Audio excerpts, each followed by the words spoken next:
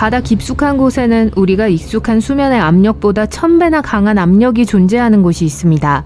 이 힘은 무방비 상태의 사람을 순식간에 가루로 만들기에 충분합니다. 진흙에 더 가깝겠죠. 그렇기 때문에 탐험가들은 마리아나 해구의 극한 환경에서 살아남기 위해 상당한 준비와 장비가 필요합니다. 마리아나 해구는 워싱턴 DC의 내셔널몰 20개를 합친 넓이만큼 넓고 지구 지름의 5분의 1에 달합니다.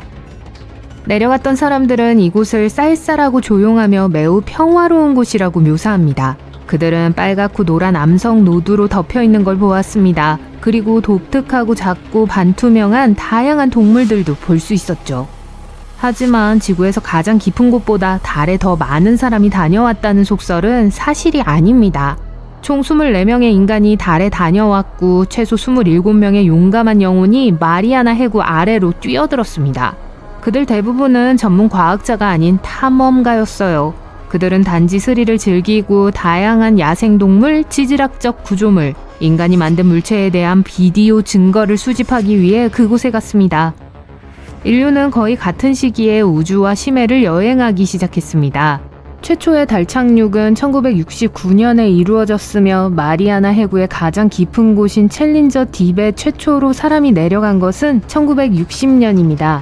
이 특이한 지명은 19세기 말 해저에서 이 거대한 해저 지형을 처음 발견한 영국 선박의 이름을 따서 붙여졌습니다.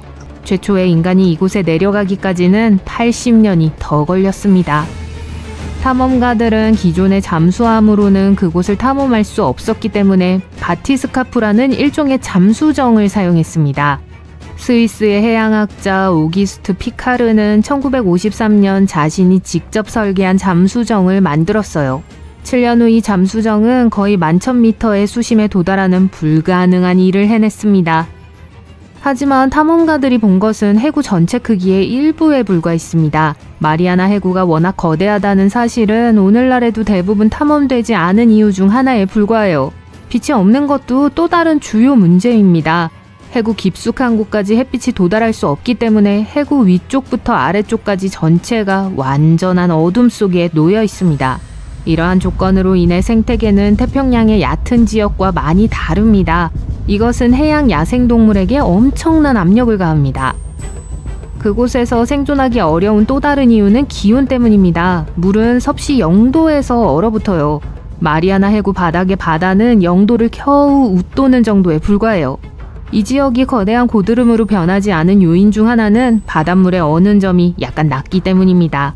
또 다른 이유는 지열 에너지가 바닥의 땅을 얼지 않을 정도로 따뜻하게 데워주기 때문이에요.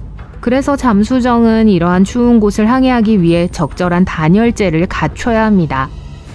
해저에 도착한 연구원들은 이 황량하고 혹독한 기후에 여러 동물종의 서식지가 있다는 사실을 발견했습니다. 연구진은 다양한 수심에서 에로우투스 장어, 꼼치, 스푼웜을 발견했습니다. 심지어 이상하게 생긴 반투명 해삼과 새우처럼 생긴 양서류도 있었습니다. 가장 놀라운 것은 진흙 속 메탄과 수소로 번성하는 미생물 매트였습니다. 마리아나 꼼치는 경쟁자들보다 더 멀리 더 깊은 해구까지 들어가 먹이를 잡을 수 있는 환경 적응의 달인처럼 보여요. 연약해 보이는 외형에도 불구하고 마리아나 꼼치는 생존에 꼭 필요한 극한의 압력을 견디는 초능력을 갖도록 적응했습니다. 심해에 사는 이국적인 생명체는 심해 거대증으로 인해 다른 생태계의 생명체보다 훨씬 더 크게 자라기 때문에 일반적인 크기가 아닙니다. 한 가지 예로 길이가 2m에 달하는 거대 튜브벌레가 있습니다. 과학자들은 이러한 형태의 거대화의 정확한 원인을 설명하는 데 어려움을 겪고 있습니다. 열 배출구는 가능한 설명 중 하나에 불과해요. 이 모든 요인들이 마리아나 해구 연구의 엄청난 시간차를 설명해 줍니다. 1960년 탐험 이후 첫 번째 다이빙 성공은 2012년에야 이루어졌습니다. 바로 그때 캐나다의 유명한 영화 감독 제임스 카메론이 딥시 챌린저를 타고 내려갔죠. 카메론 이전이나 이후에도 그렇게 깊은 곳을 탐사한 과학자는 거의 없었기 때문에 지구상에서 가장 깊은 곳에 대한 지도는 존재하지 않습니다. 우리는 지구 표면의 3분의 1을 덮고 있는 바다에 대해 거의 알지 못해요. 연구원들은 지금까지 그중 5%만 지도를 작성했어요. 과학은 마리아나 해구와 지구상의 다른 미개척지에서 아직 발견해야 할 것이 많습니다. 아마존 열대우림은 세계에서 가장 탐험되지 않은 지역의 가장 좋은 예입니다. 남아메리카의 이 지역이 잘 알려지지 않은 이유는 야생동물에서 시작되어 제규어, 아나콘다, 피라냐, 검정카이만, 브라질 방랑거미 등은 연구원들에게 위험을 초래하는 생물 중 일부에 불과해요. 연중 끊임없는 강우로 인해 홍수가 자주 발생합니다. 여기에 위험한 강물 흐름까지 더해지면 과학자들이 지금까지 아마존의 지도를 작성한 비율이 왜 그렇게 적은지 알 수 있어요. 페루 인근 브라질의 한 지역에는 최소 14개의 부족이 존재합니다. 이들은 외부 세계와 접촉한 적이 없는 부족이에요. 국가당국은 이를 계속 유지하려고 해요. 이 원주민들을 고립시키는 것이 그들의 미래를 보호하는 최선의 방법입니다. 인도양의 외딴 섬도 마찬가지입니다. 2004년 비극적인 쓰나미가 발생한 후 헬리콥터가 노스 센티널 섬 상공을 비행하며 주민들이 무사한지 확인했습니다. 센티넬 섬 주민들은 기뻐하지 않았습니다. 그들은 활과 화살을 들고 원치 않는 방문객들을 쫓아냈죠. 이 부족은 지구상의 마지막 미접촉 부족 중 하나예요.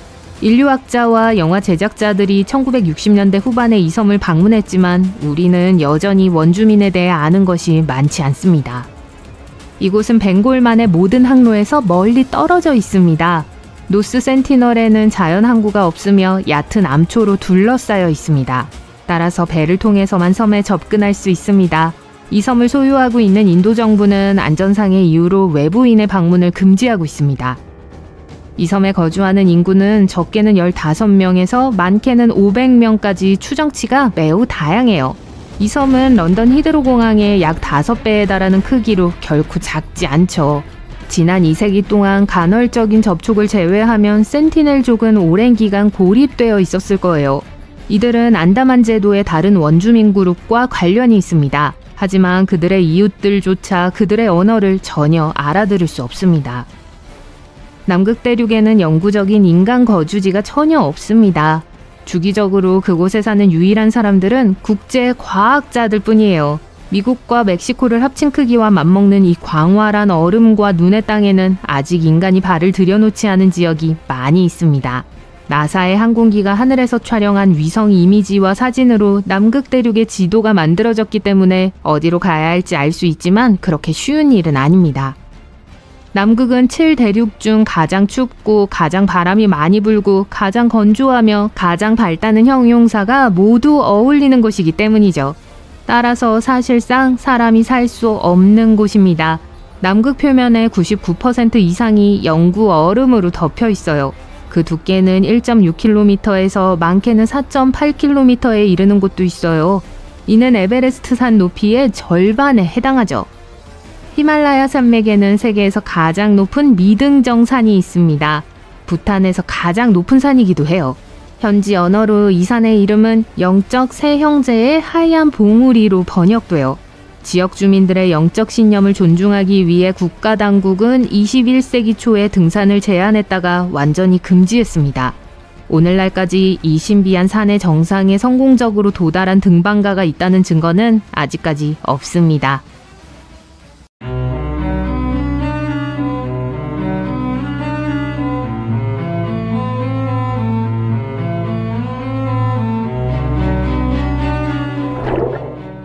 질문이 있어요. 여러분은 아틀란티스가 진짜라고 생각하세요?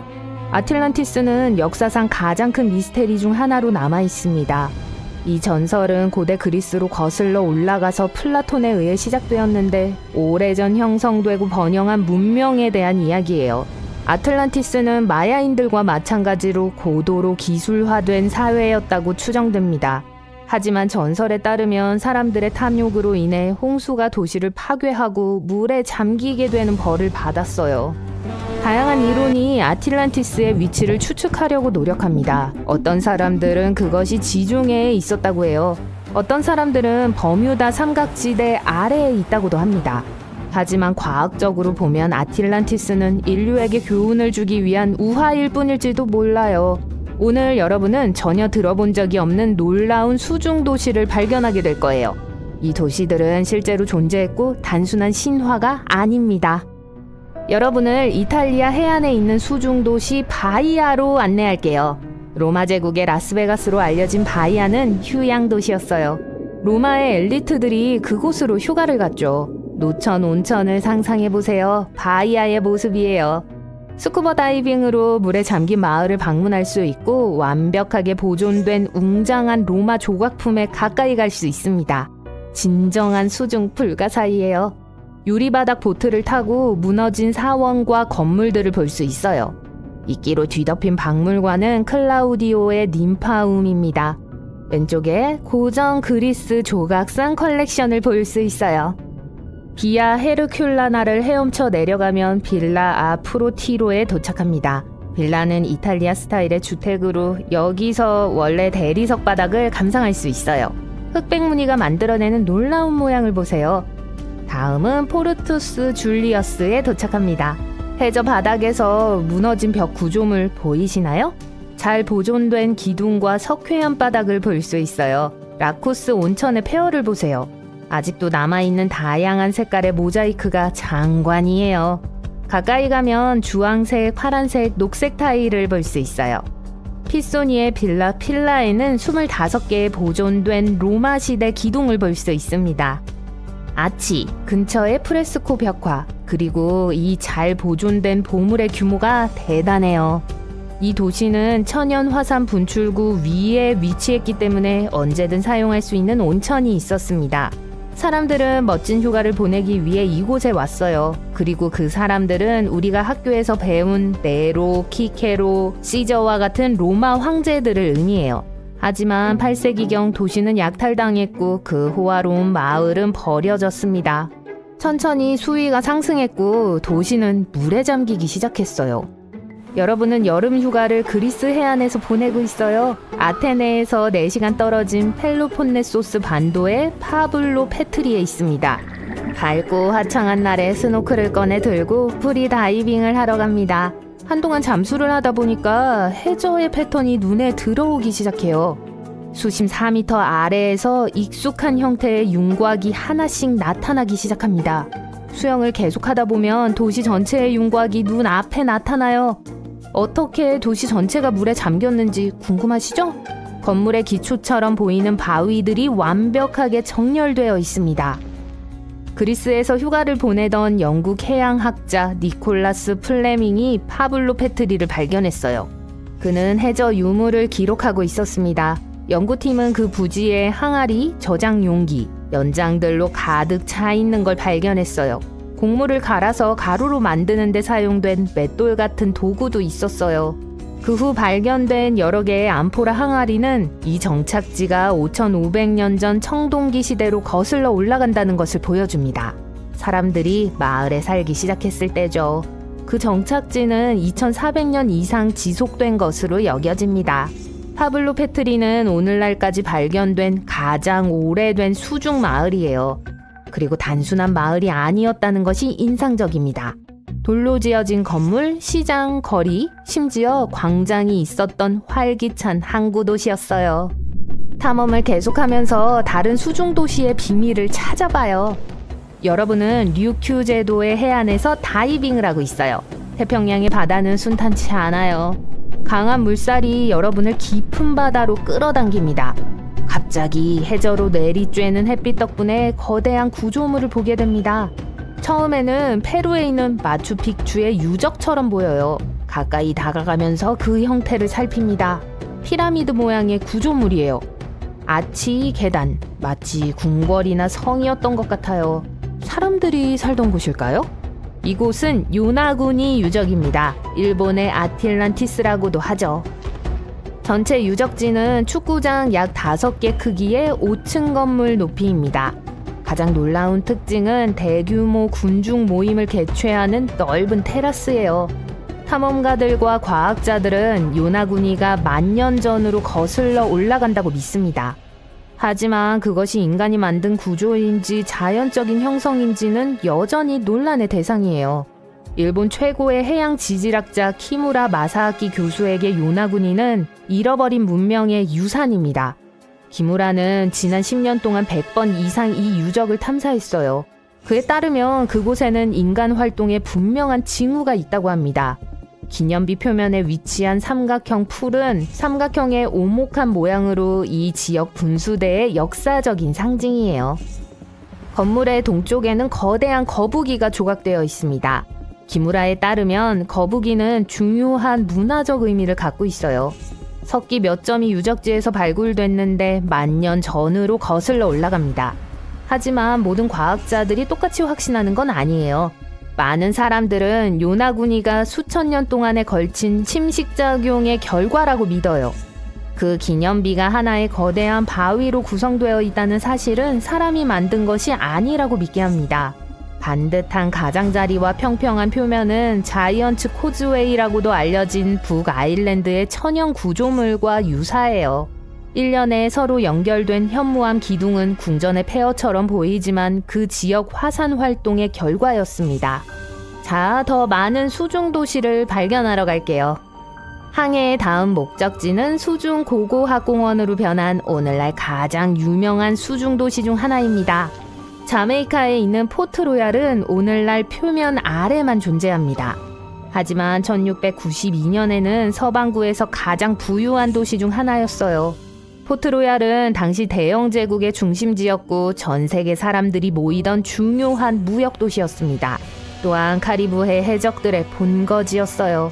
1692년 6월 7일 아침, 포트로얄의 사람들은 예상치 못한 운명을 만났습니다. 활기찬 술집과 식당이 흔들렸어요. 오늘날 리히터 규모 7.5로 추정되는 거대한 지진의 위력이 사람들을 깨웠어요. 한 생존자는 땅이 갈라지고 마을 전체를 삼키는 것을 보았다고 말합니다. 도시는 주로 모래 위에 지어졌기 때문에 그것은 사실일 수 있어요. 건물, 도로, 그리고 위에 있는 모든 사람들이 땅속으로 빨려 들어갔어요. 간헐천이 분출했고 마침내 10층 건물 높이의 큰 파도가 도시를 덮쳤습니다. 도시의 약 13만 3천 평방미터가 물속으로 사라졌고 놀랍게도 17세기 유적 대부분은 12m 물속에서 좋은 상태로 보존됐어요. 유적에서 고고학자들은 선술집, 창고, 부엌 그리고 다양한 용도로 사용된 건물을 발견했습니다. 또한 거대한 사자상, 물에 잠긴 다리, 많은 그림 같은 아치를 볼 수 있어요. 인도 여행을 하고 싶으세요? 해안 가까이에는 가라앉은 경이로움이 놓여 있어요. 잃어버린 도시 캔베이로 알려진 유적지는 비슷한 이름의 만에 위치합니다. 2001년에야 국립해양기술연구소가 정기 수질 평가를 하다가 발견했어요. 바다 밑바닥에 소리의 파동을 보내는 소나 기술로 수면 아래 멀리 깊은 곳에 있는 무언가를 발견했습니다. 이미지는 8km에 걸쳐 명확한 기하학적 모양을 보여줬어요. 발견된 유적은 9,500년 전으로 거슬러 올라가며 이는 이 문명이 빙하기 말기에 사라졌다는 것을 의미합니다. 그곳에서 발견된 잔해에는 건축자재, 도자기, 구슬, 조각품, 그리고 심지어 뼈까지 포함되어 있어요. 과학자들은 이 유물이 정말로 그곳에서 나온 것인지 아닌지에 대해 논쟁하고 있지만 만약 정말로 그렇다면 잃어버린 도시 캔베이는 세계에서 가장 오래된 문명이 될 것입니다. 수영할 줄 아나요? 잘 됐네요. 왜냐하면 태평양 가장 깊은 곳으로 여행을 갈 거거든요. 오리발 신으세요. 마리아나 해구의 맨 밑바닥이 기다리고 있어요. 이제 물속에 들어가요. 진짜로요. 어서. 좋아요. 수중 0.3m예요. 마스크처럼 특별한 장비 없이 수영할 수 있는 깊이죠. 저기 봐요. 관광객인가 봐요. 아니면 고래일지도요. 물속 3m예요. 이곳은 미국에 있는 대중수영장과 해변보다 조금 더 깊어요. 알록달록한 물고기와 심지어 태양광선을 먹고 사는 식물성 플랑크톤도 볼 수 있어요. 8m 아래입니다. 이탈리아의 수상도시 베니스의 토대가 서 있는 깊이죠. 건축가들은 나중에 집과 거리를 지은 기둥을 그 깊이에 세웠어요. 수중 10m예요. 엄청난 압력을 느끼기 시작해요. 지상에서는 평방인치당 약 6.8kg의 기압 아래에 있게 돼요. 하지만 여기 10m에서는 그 압력이 2배가 돼요. 여러분의 폐나 귀와 같은 몸 안에 있는 모든 공기주머니들이 이 압력으로 인해 압박되면서 불편해지기 시작해요. 하지만 걱정 마세요. 장기는 부드럽고 탄력이 있어서 계속 잠수할 수 있어요. 수중 12m예요. 이런, 공기가 부족해요. 보통 사람은 30초에서 90초 동안 숨을 참을 수 있어요. 현재 기록은 믿을 수 없는 24분 37초예요. 좋아요. 계속 내려가려면 잠수 장비가 필요하겠네요. 자요. Thank you very much. 관광객들은 암초와 산호를 보기 위해 이 깊이까지 잠수해요. 거기에 특별한 기술은 필요하지 않아요. 하지만 훈련이나 자격증 없이 더 깊이 잠수할 수는 없어요. 14m 아래예요. 조심하세요. 먹이를 찾아 헤엄치는 상어들이 있어요. 가끔 관광객들이 안전 케이지에 들어가서 상어들을 가까이 보기 위해 이 깊이까지 내려와요. 이 포식자로부터 멀리 떨어져서 관심을 끌지 않는 게 좋아요. 그러니 밝고 빛나는 보석은 착용하지 마세요. 상어는 그런 걸 엄청 좋아하거든요. 수중 19m예요. 이 깊이에서 플로리다에 있는 아쿠아리우스 리프 베이스 연구소를 볼 수 있어요. 이곳의 전체 건물은 해치를 통해 해저 탐사를 할 수 있는 방들로 되어 있어요. 32m 아래에요. 사슬에 매달린 이상한 종을 볼 수 있어요. 사람들은 약 400년 전에 딥 다이빙을 위해 이것들을 사용하곤 했어요. 배에서 안에 잠수부가 있는 사슬에 종을 달아내렸죠. 종 안에는 이들이 숨 쉴 수 있는 충분한 공기가 있었어요. 그렇게 해서 보물이 있는 침몰한 배를 탐험할 수 있었죠. 42m, 이 깊이에서 중국 첸다오후 호수에서 가라앉은 도시 전체를 찾을 수 있어요. 거기에서 아직도 거리, 집, 그리고 사원들을 볼 수 있어요. 100m, 와, 거대한 흰긴 수염 고래와 거의 부딪힐 뻔했어요. 어떻게 그걸 못 봤어요?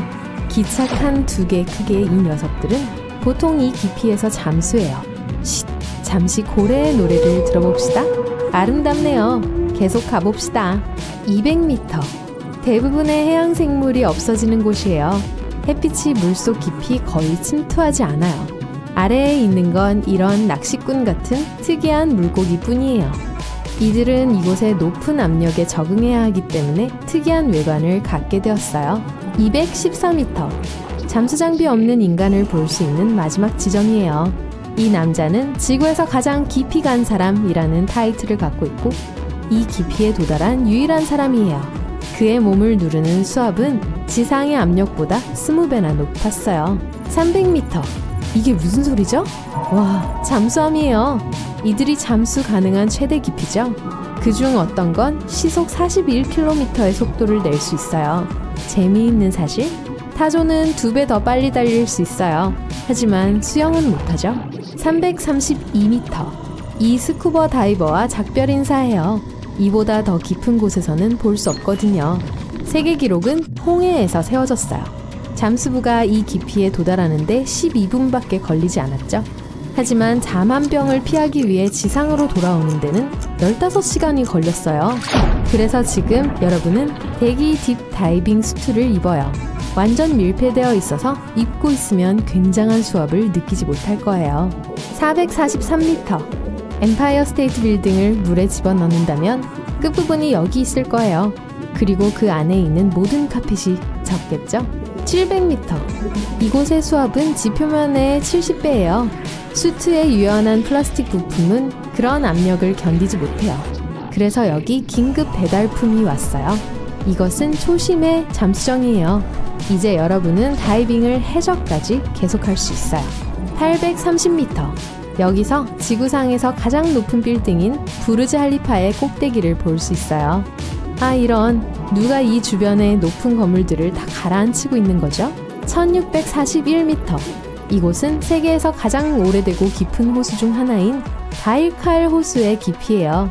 이곳의 면적은 벨기에 전체 면적보다 약간 더 커요. 2450m, 멕시코만에 있는 페르디도 석유 플랫폼이 도달한 기록적인 깊이예요. 그리고 수면 위부분에 3개의 데크가 있는데 그건 거의 에펠탑만큼 높아요.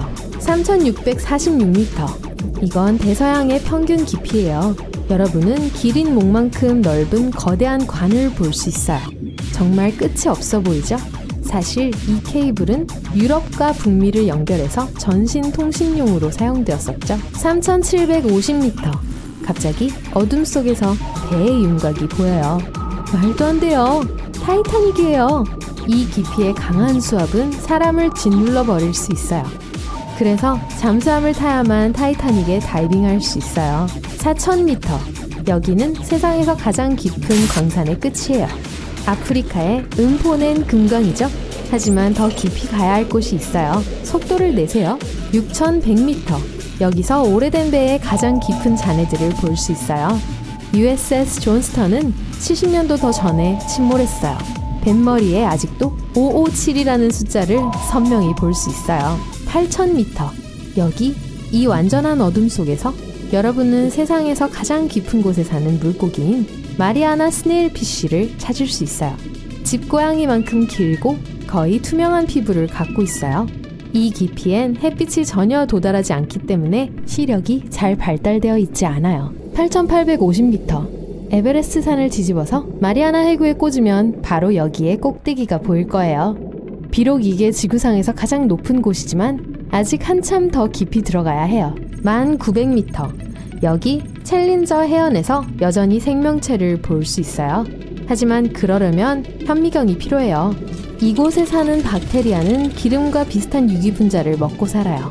조금 더 깊이? 축하해요. 해저에 닿았어요. 11,000m 깊이에요. 이곳의 압력은 표면보다 1071배 높아요. 하지만 여기 온 첫 번째 사람은 여러분이 아니에요. 마리아나 해구 바닥을 향한 마지막 탐험 중 하나가 2012년에 있었어요. 미국의 한 영화 감독이 자기가 직접 디자인한 잠수함을 타고 이곳으로 내려왔어요. 하지만 압력에 엔진 일부가 망가져서 이곳에서 조종이 힘들었죠. 음파 탐지기도 파손됐고 배터리 일부도 방전되었어요. 그는 챌린저 해연에서 약 3시간 동안 있었고 많은 사진과 영상을 찍었어요. 해저 자체를 자세히 보면 물방울들이 보여요. 이건 이산화탄소와 액체 유황이에요. 극도의 압력과 거의 얼어붙을 정도의 온도 때문에 액체 상태예요. 그런데 이런 혹독한 환경에서도 여전히 생명체들이 있어요. 이 3가지 미생물이 여기서 제일 흔한데 제노파이오포어, 단강목, 작은 해삼이에요. 여기 아래에는 식량이 부족해서 이것들도 많지는 않아요. 보통 해저에는 육지에서 온 야자수 잎이 많아요. 하지만 마리아나 해구는 가장 가까운 섬에서도 199km 떨어져 있어요. 그래서 이곳의 유일한 먹이는 오래된 플랑크톤과 바다 위층에서 온 물고기 비늘 뿐이에요. 하지만 바닥 거주민들의 먹이가 되려면 수만 킬로미터를 내려와야 하죠. 그런데 지구의 지각까지 더 내려갈 수 있을까요? 자, 그러려면 거대한 드릴을 작동시키고 제트 엔진을 켜야 해요. 지구 지각을 뚫고 57km 더 나아가고 있어요. 여기가 지구의 가장자리예요. 여러분은 상부 멘틀에 들어왔어요. 이곳은 수심이 2896km나 되는 뜨거운 용암의 바다예요. 말 그대로 여길 헤엄쳐 가야만 2270km나 더 깊이 있는 외핵에 도달하게 되죠. 그러고 나서 내핵에 도달해요. 또 1215km 더 가면 축하해요. 바로 지구의 중심에 와 있어요. 물어보고 싶진 않은데 우리 여기서 어떻게 나가죠? 이곳은 세계에서 가장 흥미로운 장소 중 하나예요. 어둠과 수킬로미터에 걸친 물속에서 이 극한의 환경은 몇몇 특이한 생물들과 현상들의 고향이에요. 이곳은 마리아나 해구라고 불리며 지구에서 가장 깊은 해구예요. 탐험이 그렇게 어려운 게 당연했네요. 위험한 상황 때문에 사람들은 적절한 장비 없이는 이곳을 탐험할 수 없어요. 하지만 우리가 저 아래로 강철로 된 공을 던지면 어떻게 될까요? 몇 가지 기본 사항부터 시작할게요. 처음에 바다에서 어떻게 이 엄청나게 깊은 구덩이를 발견했을까요? HMS 챌린저우는 1875년에 그걸 확인했어요. 배는 그 당시로서는 꽤 멋진 장비를 갖고 있었지만 해구를 완전히 탐사할 수 있을 만큼 좋지는 않았어요. 몇십 년 후인 1951년에 또 다른 배인 HMS 챌린저 2호가 장비를 더 잘 갖추고 그곳으로 돌아갔어요. 배는 음향 측심기를 특징으로 하고 우리 행성의 표면에서 가장 깊은 곳처럼 보이는 지점을 정확하게 측정할 수 있었어요. 2D로 본다면 이 해구는 길이가 2,400km고 너비가 평균 69km예요. 위에서 보면 초승달 모양의 흉터 같아 보이기도 하죠. 아직까진 특이한 건 없죠, 그쵸? 만약 바다 표면에서 해구의 가장 깊은 지점까지 철사를 늘린다면 놀랍게도 11km가 측정될 거예요. 우리가 지구에서 가장 높은 산인 에베레스트 산을 마리아나 해구를 덮기에 물리적으로 움직일 수 있다면 약 1.6km 부족해서 충분하지 않을 거예요. 마리아나 해구는 너무 깊어서 거의 완전한 어둠으로 덮여 있어요. 빛이 물속에서 그렇게 먼 거리까지 통과할 수 없기 때문이에요. 온도도 우호적이지 않아요.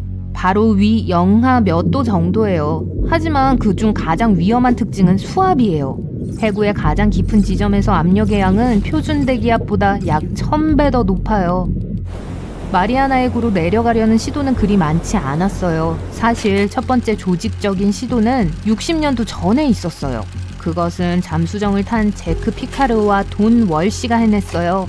하강하는데 약 5시간을 보냈고 바닥에서는 겨우 20분을 있었어요.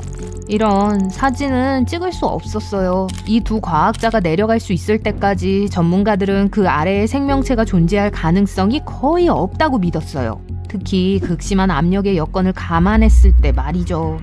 하지만 해저에 있는 동안 잠수함의 투광 조명 등이 한 생명체를 발견했어요. 그리고 그건 아주 납작했어요. 상상할 수 있듯이 이곳의 자원은 아주 부족해요. 여기에는 어떤 생물들이 살고 있을까요? 그리고 이런 혹독한 환경에서 어떻게 살아남을 수 있죠? 놀랍게도 마리아나 해구에는 꽤 많은 야생동물들이 살고 있어요. 이 생물들 중 일부는 살기 위해 메탄이나 황과 같은 화학물질에 의존하는 반면 다른 종류의 물고기들은 먹이사슬에 있는 자신들보다 약한 해양 생물들을 먹어요.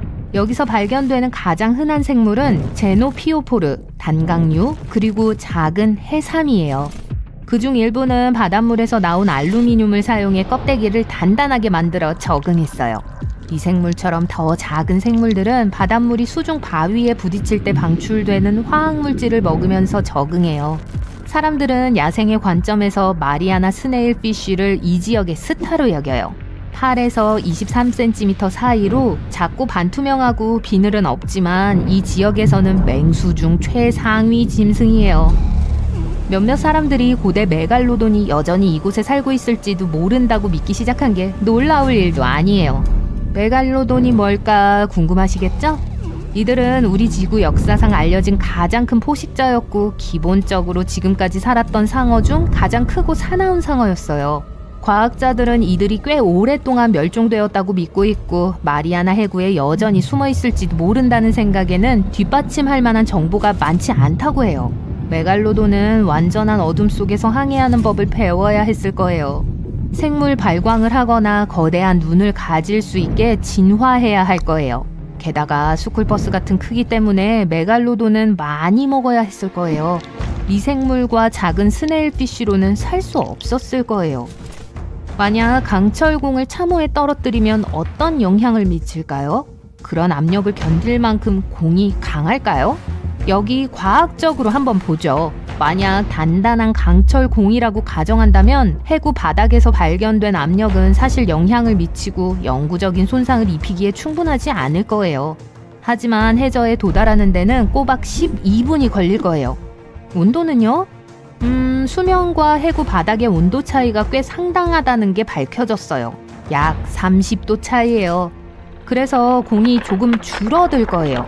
하지만 다시 한번 공이 수면으로 돌아가면 정상으로 돌아올 거예요. 공이 거기 끼었을 때 또 다른 흥미로운 질문이 있어요. 부식이 영향을 미칠까요? 강철의 부식은 물의 산소량에 크게 좌우돼요. 물에 용해된 산소의 양은 5km 이상의 깊이에서는 일정하게 유지돼요. 여러분이 계산은 안 해도 되지만 강철 공이 바다 밑에서 완전히 녹슬려면 10,000년 이상 걸릴 거예요. 하지만 궁금하지 않을 수가 없네요. 우리 인간이 그런 극한의 깊은 곳에서 살아남기 위해서는 뭐가 필요할까요? 과거에 이 신비한 장소를 탐험하기 위해 뭘 사용했는지 살펴봅시다. 신택틱 폼이라 불리는 거네요. 왜일까요?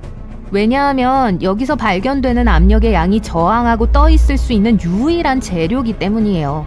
이런 종류의 보호가 없으면 우리의 폐는 여기서 빠르게 붕괴될 거예요. 더구나 물의 압력은 우리 입으로 물을 밀어 넣을 거예요. 더 필요한 산소를 물로 대체하면서 말이죠. 그리고 계획대로 되지 않았을 때 지상으로 돌아올 수 있는 꼭 필요한 능력이 있어야 해요. 이곳으로 잠수하러 간 배 중 한 척은 잠수를 확실히 하기 위해 450kg의 강철 무게를 달고 있었어요. 이 무게는 바닷물에서의 부식 시간을 11시간에서 13시간 증가시킨 특별한 종류의 철사로 배와 연결됐어요. 혹시나 문제가 생길 경우를 대비해 더 빨리 돌아올 수 있게 말이죠. 이곳의 열악한 환경을 고려할 때 산소 공급 문제도 정말 중요해요. 마리아나 해구 안으로 다시 내려갈 배는 아래로 옮겨질 산소의 양을 줄이기 위해서 공기를 재활용할 수 있는 어떠한 장치를 고려해야 해요. 그리고 마지막으로 중요한 문제는 전기일 거예요. 확실히 저 아래에는 폰을 충전할 전원 콘센트는 없어요. 따라서 필요한 모든 장비를 지원하기에 충분한 배터리 수명이 필요해요. 통신, 산소 공급, 조명 장치 등의 말이죠. 최근에는 이런 문제들 중 어느 것도 더 이상 문제가 되지 않는 것 같아요. 왜냐하면 마리아나 해구 투어를 구입할 수 있기 때문이죠. 운 좋았던 3명은 2020년에 이런 프로젝트에 참여했어요. 그들은 9cm 두께의 티타늄 구를 타고 잠수했어요. 이걸로 어떠한 압력 변화도 어떠한 생리적 스트레스도 느끼지 않게 했어요. 이 각각의 사람들은 약 14시간의 예상 시간이 걸렸던 개별 여행에 참여했어요. 하강하는 데만 4시간이 넘게 걸렸어요. 일단 바닥에 다다랐을 때 그들은 지구상에서 가장 놀라운 생물체들을 목격할 기회를 얻었어요. 그러고 나서 4시간 동안 다시 지상으로 올라오는 여행을 시작했죠. 더 깊이 들어갈수록 더 소름 끼친다라고 합니다. 가장 어두운 바다 깊숙한 곳으로 여행을 하면서 이 말이 사실인지 확인해 보려고 합니다. 그곳에 사는 생물들은 우리가 생각하는 것처럼 무서울까요? 40m 물속으로 내려갑니다. 발밑을 특히 조심하세요. 아, 깜짝이야. 모래 속에 반쯤 감춰진 저 무서운 얼굴은 뭐죠? 바로 북방 스타게이저입니다. 미국 동부에서 이 물고기를 만날 수 있는데요. 아무것도 모르는 먹이가 가까이 올 때까지 모래에 몸을 묻고 기다리죠. 그러고 나서 이 무서운 물고기는 전기 충격으로 먹이를 잡아먹습니다. 수면 아래 70m까지 더 깊이 이동합니다. 거기서 색깔이 화려하고 부은 것 같은 생물을 만나게 됩니다. 길이는 30cm를 넘지 않아요. 큰 입 배도라치예요. 처음엔 해롭지 않은 물고기처럼 보입니다. 아, 자극받지 않는란 말이죠. 이 동물은 동요하면 엄청나게 큰 입을 벌려 포식자를 쫓아냅니다. 이 방어 전술은 놀랍기도 하고 무섭기도 한 광경이에요. 다행히도 이 물고기는 사람들에게 전혀 위협이 되지 않습니다. 다음에 보게 되는 생물은 얕은 물에서도 편안하게 살 수 있습니다. 하지만 300m 깊이에서 만나게 됩니다. 왜 왕좌의 게임 거미 불가사리라고 부르는지 그 모습을 보면 알 수 있어요. 바다 바닥을 천천히 기어다니는 불가사리와는 달리 이 생물은 빠르게 움직입니다. 길고 유연한 발을 꿈틀거리며 A 지점에서 B 지점으로 이동합니다. 몸체는 단단한 탄산 칼슘 껍질에 의해 보호됩니다. 뱀 불가사리라고도 불리는데 작아서 구석, 균열, 바위 틈새에 잘 숨습니다. 훨씬 더 깊은 600m에서 여러분은 대왕 오징어를 만나게 됩니다. 오랫동안 그건 진짜 동물이라기보다는 전설 속의 생물이라고 생각되었습니다. 대왕 오징어는 2001년에 처음으로 카메라에 잡혔어요. 그리고 그 이름이 암시하는 것만큼 큽니다. 이 오징어의 눈알은 축구공 크기예요. 오징어 자체의 무게는 270kg에 이를 수 있습니다. 수면 아래 약 900m 정도 되는 곳에서 또 다른 으스스해 보이는 동물을 보고 놀라게 됩니다. 약간 빨갛고 작은 편이고 길이는 30cm 이하예요. 가까이 다가가니 오히려 유순해 보이거나 그냥 무관심해 보이네요. 이 동물은 뱀파이어 오징어인데 마치 촉수가 달린 우산처럼 보여요. 먹물도 없으니까 그냥 가만히 두세요. 그 다음으로 약 1000m 깊이에서 쿠키커터 상어를 만나게 됩니다. 이 생물은 기생동물이에요. 큰 물고기, 돌고래, 고래 그리고 때로는 사람에게도 달라붙죠. 그런 후에 깔끔하게 배열된 톱니 모양의 이빨을 사용해서 쿠키 크기의 살점을 잘라냅니다. 이 무섭게 빛나는 동물은 51cm 이상 자라지 않는데요. 바다의 약광층에 삽니다. 수심 1000m에서 빛은 귀하고 가치 있는 것이 됩니다. 수면에서 멀리 떨어진 곳에 사는 동물들은 살아남기 위해 특이한 모습을 지나야 합니다. 그래서 베럴라이피쉬는 투명한 머리와 매우 민감한 원통 모양의 두 눈을 갖게 되었어요. 평소에도 그렇지만 지금은 물고기 눈이 위를 향하고 있어서 잠재적인 먹이를 볼 수 있습니다. 여러분도요. 수심 약 1200m 정도 되는 곳에서 무언가 축 처진 것을 발견하게 됩니다. 블롭피쉬는 뼈나 근육이 없어요. 젤리 같은 살은 믿을 수 없을 정도로 강한 수압을 견뎌낼 수 있게 해줍니다. 하지만 겉모습에도 불구하고 블롭피쉬는 매복 포식자예요. 보통 바닥에 움직이지 않고 누워서 아무것도 모르는 먹이가 헤엄쳐 지나가기를 기다립니다. 조금 더 깊이 들어가니 유난히 무서운 모습의 생명체가 보이네요. 마귀상어는 코로 먹이를 감지합니다. 이 생물의 무시무시한 턱은 탄력 있는 인대에 연결되어 있어요. 어떤 동물이 너무 가까이 오면 상어는 입을 앞으로 쭉 내밀어서 그것을 잡습니다. 만약 여러분의 입이 똑같이 할 수 있다면 얼굴에서 18cm 떨어진 곳에 매달려 있는 음식을 먹을 수 있을 거예요. 더 깊이 1500m로 내려가면 또 다른 상어를 만날 수 있어요. 주름상어는 초대형 뱀장어처럼 보입니다. 하지만 아가미 가장자리에 빨간 주름이 줄지어 있습니다. 그래서 이런 이름이 붙여졌어요. 이 생물의 끔찍한 입에는 면도날처럼 날카로운 25줄의 이빨이 뒤쪽을 향하고 있어요. 총 300개나 된답니다. 상어는 먹이가 가까이 오기를 기다리며 물속에서 떠다니기를 선호해요. 그러다가 뱀처럼 공격을 하죠. 갑자기 전구처럼 밝게 빛나는 것이 보이네요. 하지만 가까이 다가오니 공포에 질려 몸을 움찔하게 됩니다. 초대형 이빨로 업그레이드된 뱀장어처럼 보여요. 바로 1800m 깊이에서 살 수 있는 심해 드래곤피쉬입니다. 물고기의 몸 안에서 일어나는 화학작용이 섬뜩한 붉은 빛을 만들어냅니다. 이 빛은 다른 물고기들과 의사소통하는 데 사용됩니다. 같은 깊이에서 또 다른 심해 동물을 만나게 됩니다. 가장 두드러진 특징은 거대한 입이에요. 그 덕분에 풍선장어는 먹이를 통째로 삼킬 수 있어요. 큰 먹이가 들어오면 위는 엄청난 크기로 확장될 수 있습니다. 2000m의 깊이에서 낚싯대를 머리 위에 올려놓은 형상의 환한 것처럼 보이는 생물체를 만나게 됩니다. 심해 앵글러피쉬예요. 이 동물은 특이한 등뼈를 가지고 있어요. 암컷의 경우에만요. 입 위로 돌출되어 있고 그 끝에는 미끼가 있습니다. 먹이를 유혹하는 일종의 발광성 살덩어리예요. 앵글러피쉬는 입이 너무 크고 몸이 유연해서 자신의 2배의 크기 동물을 삼킬 수 있어요. 수심 2100m에서 여러분은 어둠 속에서 빛을 발하는 물고기 하나를 발견합니다. 블랙 드래곤피쉬는 교활한 동물이에요. 복부에 빛을 발하는 기관이 줄지어 있어요. 이 으스스한 생명체는 눈 옆에 번쩍거리는 플래시라이트도 가지고 있어요. 그걸로 먹이를 찾고 잠재적인 짝을 유인합니다. 같은 깊이에서 거대한 동물을 발견하게 됩니다. 쥐며느리예요.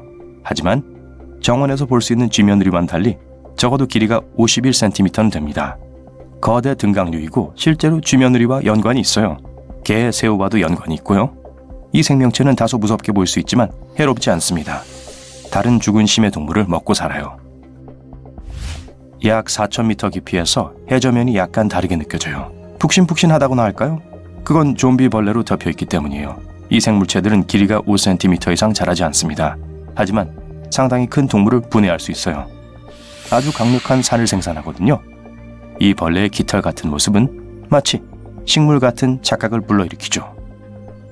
하지만 사실 이 생물은 세계에서 가장 큰 동물인 고래 같은 동물의 단단한 뼈를 먹고 살아요. 그 다음에 만나는 그리드 아이피쉬는 여러분을 기절초풍하게 만들 거예요. 이 생물은 머리 꼭대기에 크고 초록빛이 도는 타원형 판을 가지고 있고 전혀 눈이 없습니다. 전문가들은 이 뼈막이 포식자로부터 나오는 빛을 감지하여 물고기가 목숨을 부지한다고 믿고 있습니다. 여러분은 이제 수면 아래 5km로 내려왔어요. 그리고 그때 바닥에서 이상한 것을 발견하게 됩니다. 확실히 물고기예요. 그런데 3개의 길고 꼿꼿한 다리로 해저에 서 있어요. 아, 세발치예요. 무섭기보다는 신기한 물고기예요. 이 생물은 시력을 포기함으로써 거의 완전한 어둠에 적응했습니다. 먹이를 감지하려면 진동과 촉감에 의존해야 합니다. 먹이를 잡으면 입으로 직접 운반하기 위해 지느러미를 손처럼 사용합니다.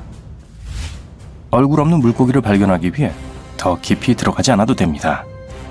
정 떨어지는 외모의 이 생물은 눈이 없습니다. 그리고 입은 모나리자의 미소를 지으며 몸 아래 부분에 있어요.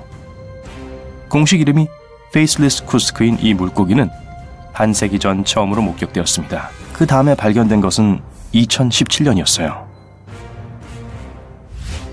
수면 아래 10km 깊이에 도달하면 심해 해삼을 볼 수 있습니다. 이 기괴한 생물은 얕은 물속에 사는 일반 해삼보다 훨씬 더 큽니다. 심해 해삼은 대부분의 시간을 해저에서 보냅니다.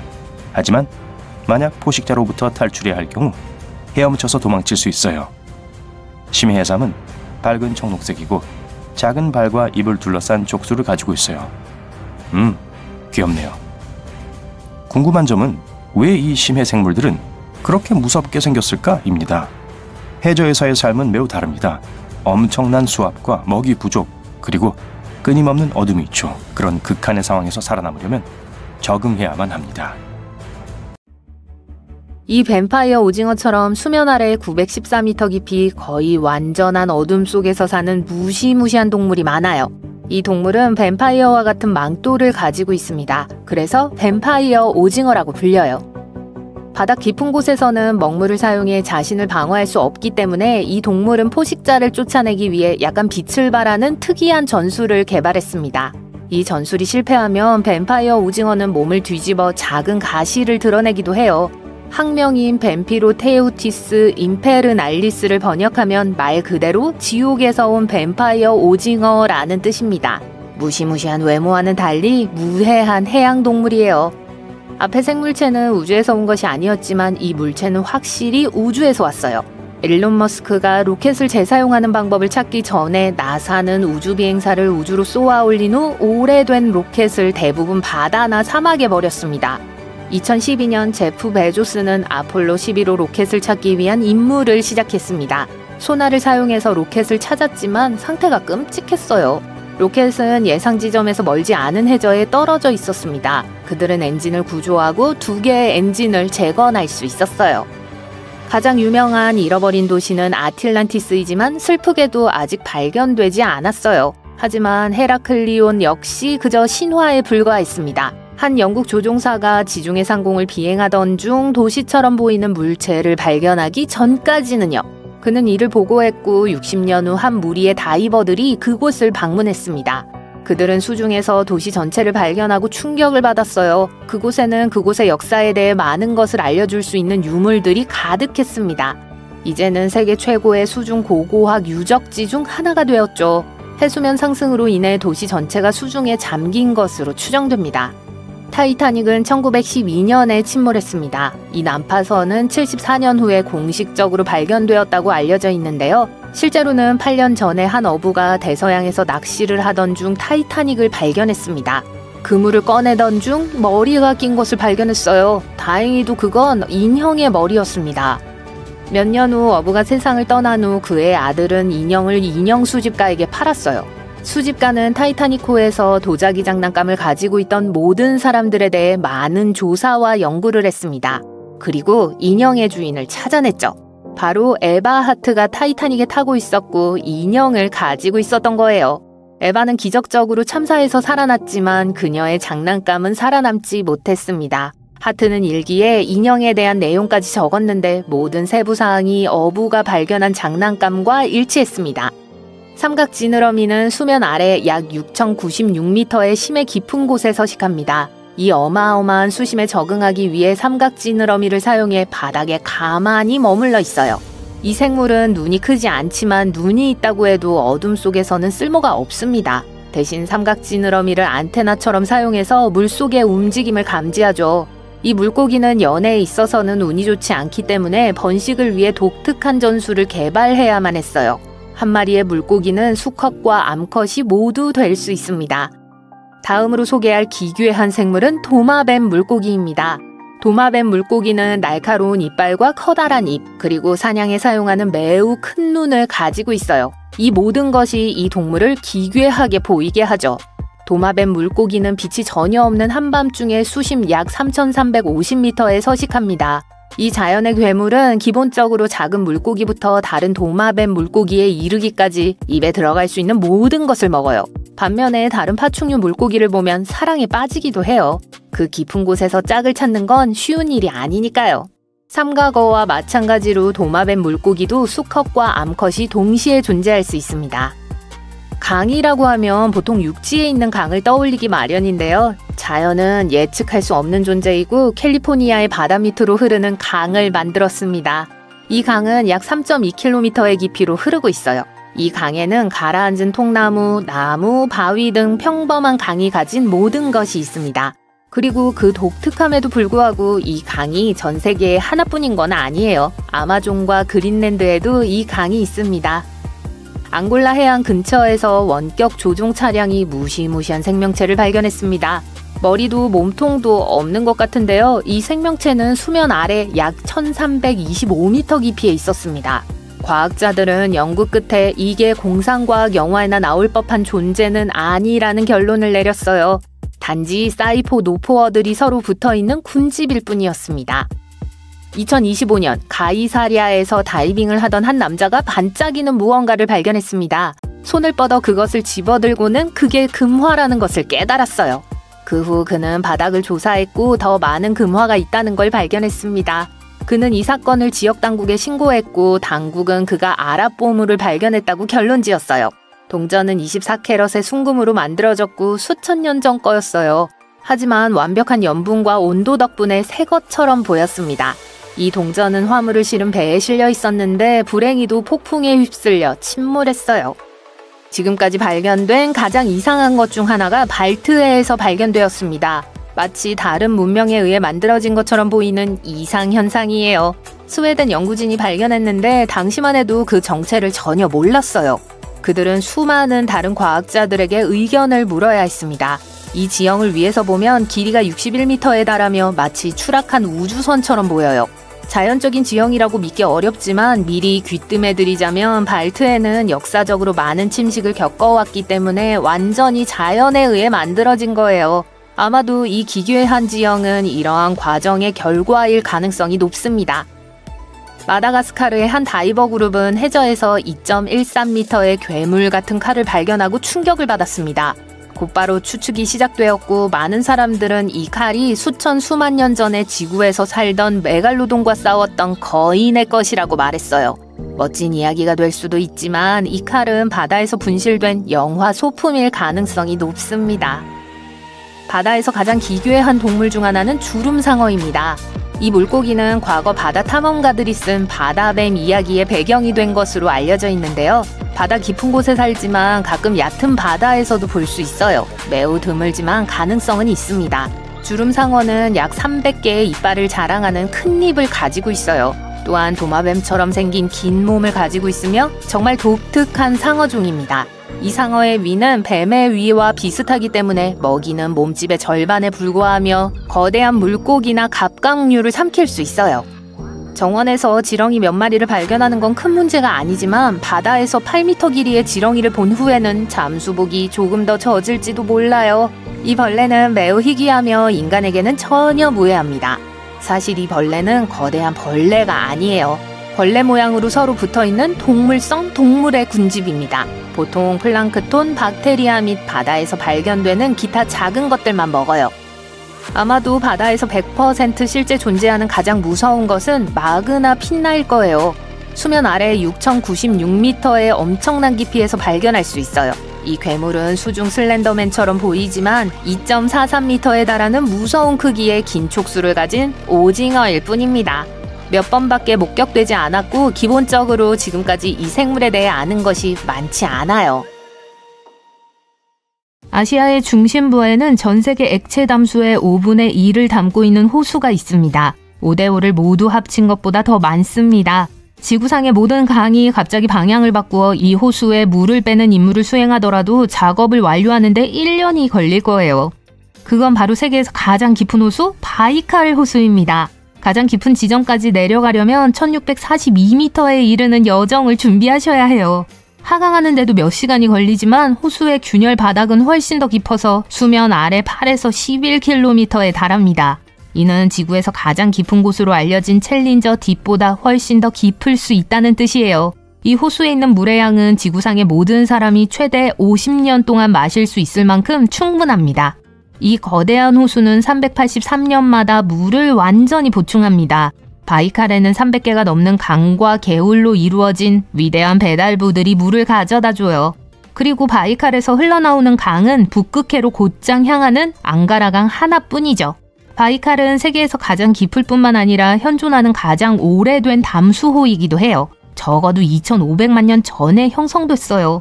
이 모든 것은 지구의 지각이 테트리스를 하기로 결정하고 호수와 주변 산을 만들었을 때 시작되었습니다. 어느 순간 바이칼은 그저 평범한 강바닥에 불과했지만 지진과 균열이 지구를 흔들었고 해안 사이의 거리는 점점 더 멀어졌습니다. 빙하가 녹으면서 수위가 상승했습니다. 그 후 여러 개의 호수가 형성되었고 나중에 하나로 합쳐졌죠. 바이칼은 전 세계에서 100만 년 이상 된 20개의 호수 중 하나입니다. 빙하기의 영향을 받지 않았기 때문에 과학자들에게는 완벽한 연구 장소입니다. 깊게 뚫린 코어 퇴적물을 통해 시대별 지구의 기후에 대해 많은 것을 알 수 있습니다. 바이칼은 연간 2000회의 지진이 발생하는 균열 분지에 있기 때문에 호수의 깊이가 깊어지고 크기가 계속 커지고 있어요. 남미와 아프리카가 서로 멀어지는 속도와 거의 같은 속도로 해안이 멀어지고 있습니다. 따라서 바다가 될 수 있는 모든 잠재력을 가지고 있죠. 바이칼과 바다의 또 다른 공통점은 가장 낮은 수심에서도 산소가 풍부한 물이 있다는 것입니다. 이것이 호수의 동물군이 엄청나게 풍부한 이유 중 하나예요. 2500여 종의 다양한 동물과 1000여 종의 식물이 서식하고 있죠. 그중 약 절반은 독특해서 이 지역 고유 조류 바이칼 오물피쉬, 바이칼 오일피쉬 등 이 지역에서만 서식하는 동물들이 있죠. 그리고 곰, 엘크, 시라소니도 해안에 서식하고 있습니다.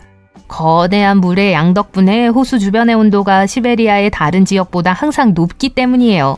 대부분의 바이칼 주민들은 호수 바닥에 머무르는 것을 선호하지만 만일 이곳을 방문한다면 만날 수 있는 용감한 동물이 하나 더 있습니다. 네르파라고도 불리는 바이칼 물범을 만나보세요. 바이칼 물범은 세계 유일의 진정한 민물 물개입니다. 네르파의 눈이 너무 귀여워서 슈렉의 장화시는 고양이 역을 맡을 뻔했어요. 장화시는 고양이가 제게 잘 어울리는 것 같아요. 이 커다란 눈은 물범이 좋아하는 원양 물고기를 물속에서 따라다니는 데 도움이 됩니다. 민물에서 살 수 있거나 번식을 하는 다른 물범 종류도 있지만 이 귀여운 물범은 평생을 민물에서 지내요. 하지만 잠깐만요. 바다에 사는 생물인 물범이 어떻게 바다에서 수킬로미터 떨어진 호수에 살게 됐을까요? 약 40만 년 전 홍적세 시대에 이 모험심이 강한 생명체는 바이칼 호수와 북극해를 잇는 강과 배수 시스템을 따라 북극으로 이동했습니다. 지금도 북극에 서식하는 고리 물범은 바이칼 물범의 가장 가까운 조상으로 여겨지고 있습니다. 오늘날 바이칼 물범은 물길의 변화로 인해 민물 고양에만 갇혀 지내고 있어요. 이들은 다양한 먹이를 선택할 수 있는 이곳에 매우 만족하고 있는 것으로 보여요. 물범은 주로 호수의 북쪽과 중앙 지역에서 활동하지만 겨울에는 남쪽으로 이동합니다. 호수는 얼음으로 덮이는데 바다의 사촌들이 바위나 해변을 이용하는 것처럼 물범은 호수를 휴식 공간으로 이용해요. 적어도 1969년 이후부터 바이칼 호수에는 신비한 얼음고리가 여기저기서 무작위로 나타났습니다. 어느 순간에는 너무 커져서 우주 비행사들이 우주에서도 볼 수 있었어요. 이 고리는 보통 4월 말에 나타나지만 1월이나 5월에도 나타날 수 있습니다. 과학자들은 한동안 이 고리가 어떻게 형성되었는지에 대한 코드를 해독하지 못했습니다. 온갖 이론이 있었고 가장 인기 있는 이론은 호수 깊숙한 곳에서 나오는 메탄가스 기포와 관련이 있습니다. 하지만 과학자들은 일부 고리가 가스 배출이 일어나지 않는 얕은 수역에 있다는 사실을 발견했어요. 그래서 국제과학자팀이 이 수수께끼를 풀기로 결정했습니다. 그들은 바이칼 호수로 이동하여 얼음에 구멍을 뚫고 센서를 물속에 떨어뜨렸습니다. 2016년 연구를 시작했을 때 2대의 밴이 신비한 얼음고리에 갇혔다는 소식이 들렸습니다. 센서의 데이터를 분석한 결과 고리 뒤에 숨겨진 비밀은 얼음 덮개 아래에서 시계 방향으로 흐르는 따뜻한 소용돌이라는 것이 밝혀졌습니다. 소용돌이의 중심부는 해류의 강도가 약했기 때문에 그 위의 얼음은 가장자리보다 더 두꺼웠습니다. 호수의 물은 너무 맑아서 매우 깊은 부분 39m까지 볼 수 있어요. 이는 주변 산들이 녹아내리는 얼음을 호수로 바로 내보내는 덕분이죠. 호수에 서식하는 플랑크톤도 부유물을 청소하는 데 도움을 줍니다. 이 수정처럼 맑은 물이 얼면 비정상적으로 두껍고 투명한 얼음층을 형성해요. 바람은 바이칼에서 조각놀이 하기를 좋아해서 독특한 예술작품을 만들어내요. 바람은 물을 빨아들여 지금까지 본 적 없는 가장 특이한 디자인, 얼어붙은 거품, 고드름으로 얼려버려요. 호수의 위치와 지형, 그리고 녹고 다시 얼기를 반복하는 주기는 이 얼음 공방의 완벽한 조건을 만들어줍니다. 심지어 떠있는 것처럼 보이는 바위도 볼 수 있어요. 바위의 바닥이 얼어붙어 얼음 표면으로 드러나기 때문이죠. 그런 다음 강풍이 주변을 마모시켜 바위를 위한 완벽한 받침대를 남깁니다. 떠다니는 바위가 섬뜩하게 보인다면 바이칼의 네스호 괴물 버전은 어떨까요? 현지 부랴트 사람들은 호수에 사는 워터드래곤 마스터에 대한 전설이 있어요. 아시아 신화에서 용은 지구상에 존재하는 가장 강력한 생명체로 여겨져 왔어요. 그들은 4개의 바다에 4마리의 용이 살고 있으며 각 용이 동서남북 중 하나를 담당한다고 믿습니다. 이 이야기에서 바이칼은 부캐입니다. 이 용의 이미지는 바이칼 절벽의 고대 암각화에 새겨져 있다고 해요. 또한 기원전 3세기에서 9세기 사이로 추정되는 신비한 물괴물을 묘사한 기념비처럼 보이는 거대한 석판도 있어요. 이 석판이 말을 할 수 있다면 지나간 시대에 대해 속삭이며 바이칼 절벽의 수수께끼를 풀어줄 이야기를 들려줄 수 있을 거예요. 전설에 따르면 한 지역 전사가 용을 쫓고 있었다고 해요. 그는 마침내 가장 큰 바이칼 섬인 올혼에 도착했어요. 그는 용과 맞서 싸워 물리칠 준비가 되어 있었지만 용은 아름다운 소녀로 변했고 둘은 결혼하게 됩니다. 이는 고전적인 용을 물리치고 소녀를 차지한다는 이야기의 특이한 반전이에요. 그래서 전설에서는 그 용을 주둥이가 악어와 비슷하고 몸은 갑옷을 입은 거대한 철갑상어로 묘사돼요. 현실에서는 호수에 사는 수많은 거대한 물고기 중 하나임에 틀림없을 거예요. 물속의 높은 산소 농도 덕분에 몸 길이가 몇 미터까지 자랄 수 있어요.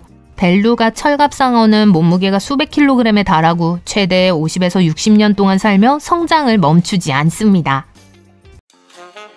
바다에는 많은 물고기가 있어요. 니모나 도리처럼 생긴 물고기도 있고 나비 물고기도 있고 정말 멋진 구피도 있고. 저건 도대체 뭐죠? 저걸 보려고 다이빙 체험 비용을 지불하진 않았어요.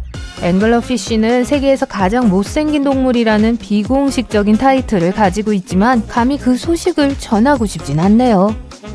200종 이상의 앵글러피쉬가 현재 대서양과 남극해의 음침한 심해 어딘가에서 수면 아래 최대 1.2km까지 헤엄치고 있습니다. 그중 일부는 얕은 열대 환경과 같은 다양한 서식 조건을 선호하죠.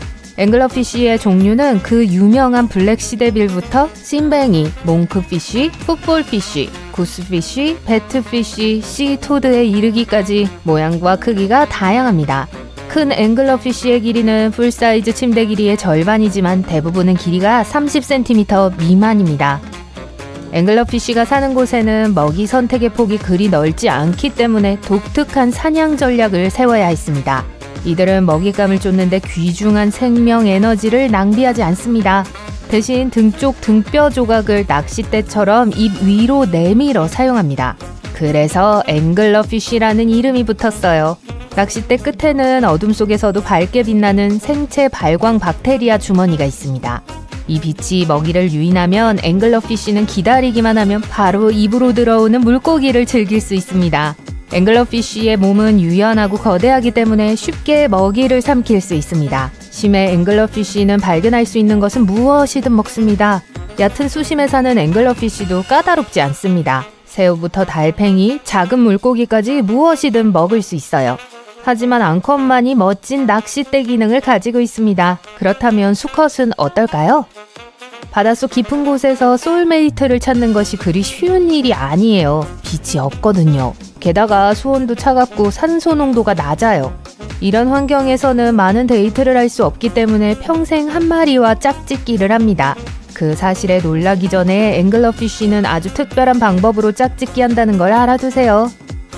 수컷은 암컷보다 훨씬 작습니다. 이 대조가 너무 두드러져서 연구원들은 처음 앵글러피쉬 연애에 관심을 가졌을 때 수컷이 어미 곁에 있는 새끼나 애벌레라고 생각했습니다. 일부 수컷은 암컷이 근처에 있다는 걸 알려주는 수용체를 가지고 있습니다. 짝짓기 후 수컷은 암컷을 물고 암컷의 머리, 배, 꼬리 근처에 기타 접근 가능한 부위에 붙어 있습니다. 두 물고기가 영원히 함께 변태하는 동안 암컷 물고기는 수컷의 세포, DNA, 생식기관을 얻지만 면역 반응 세포는 잃게 됩니다. 수컷은 무료로 영구적인 보금자리와 영양분을 얻게 됩니다. 현재의 부동산 가격을 감안하면 꿈 같은 이야기처럼 들릴 수 있어요.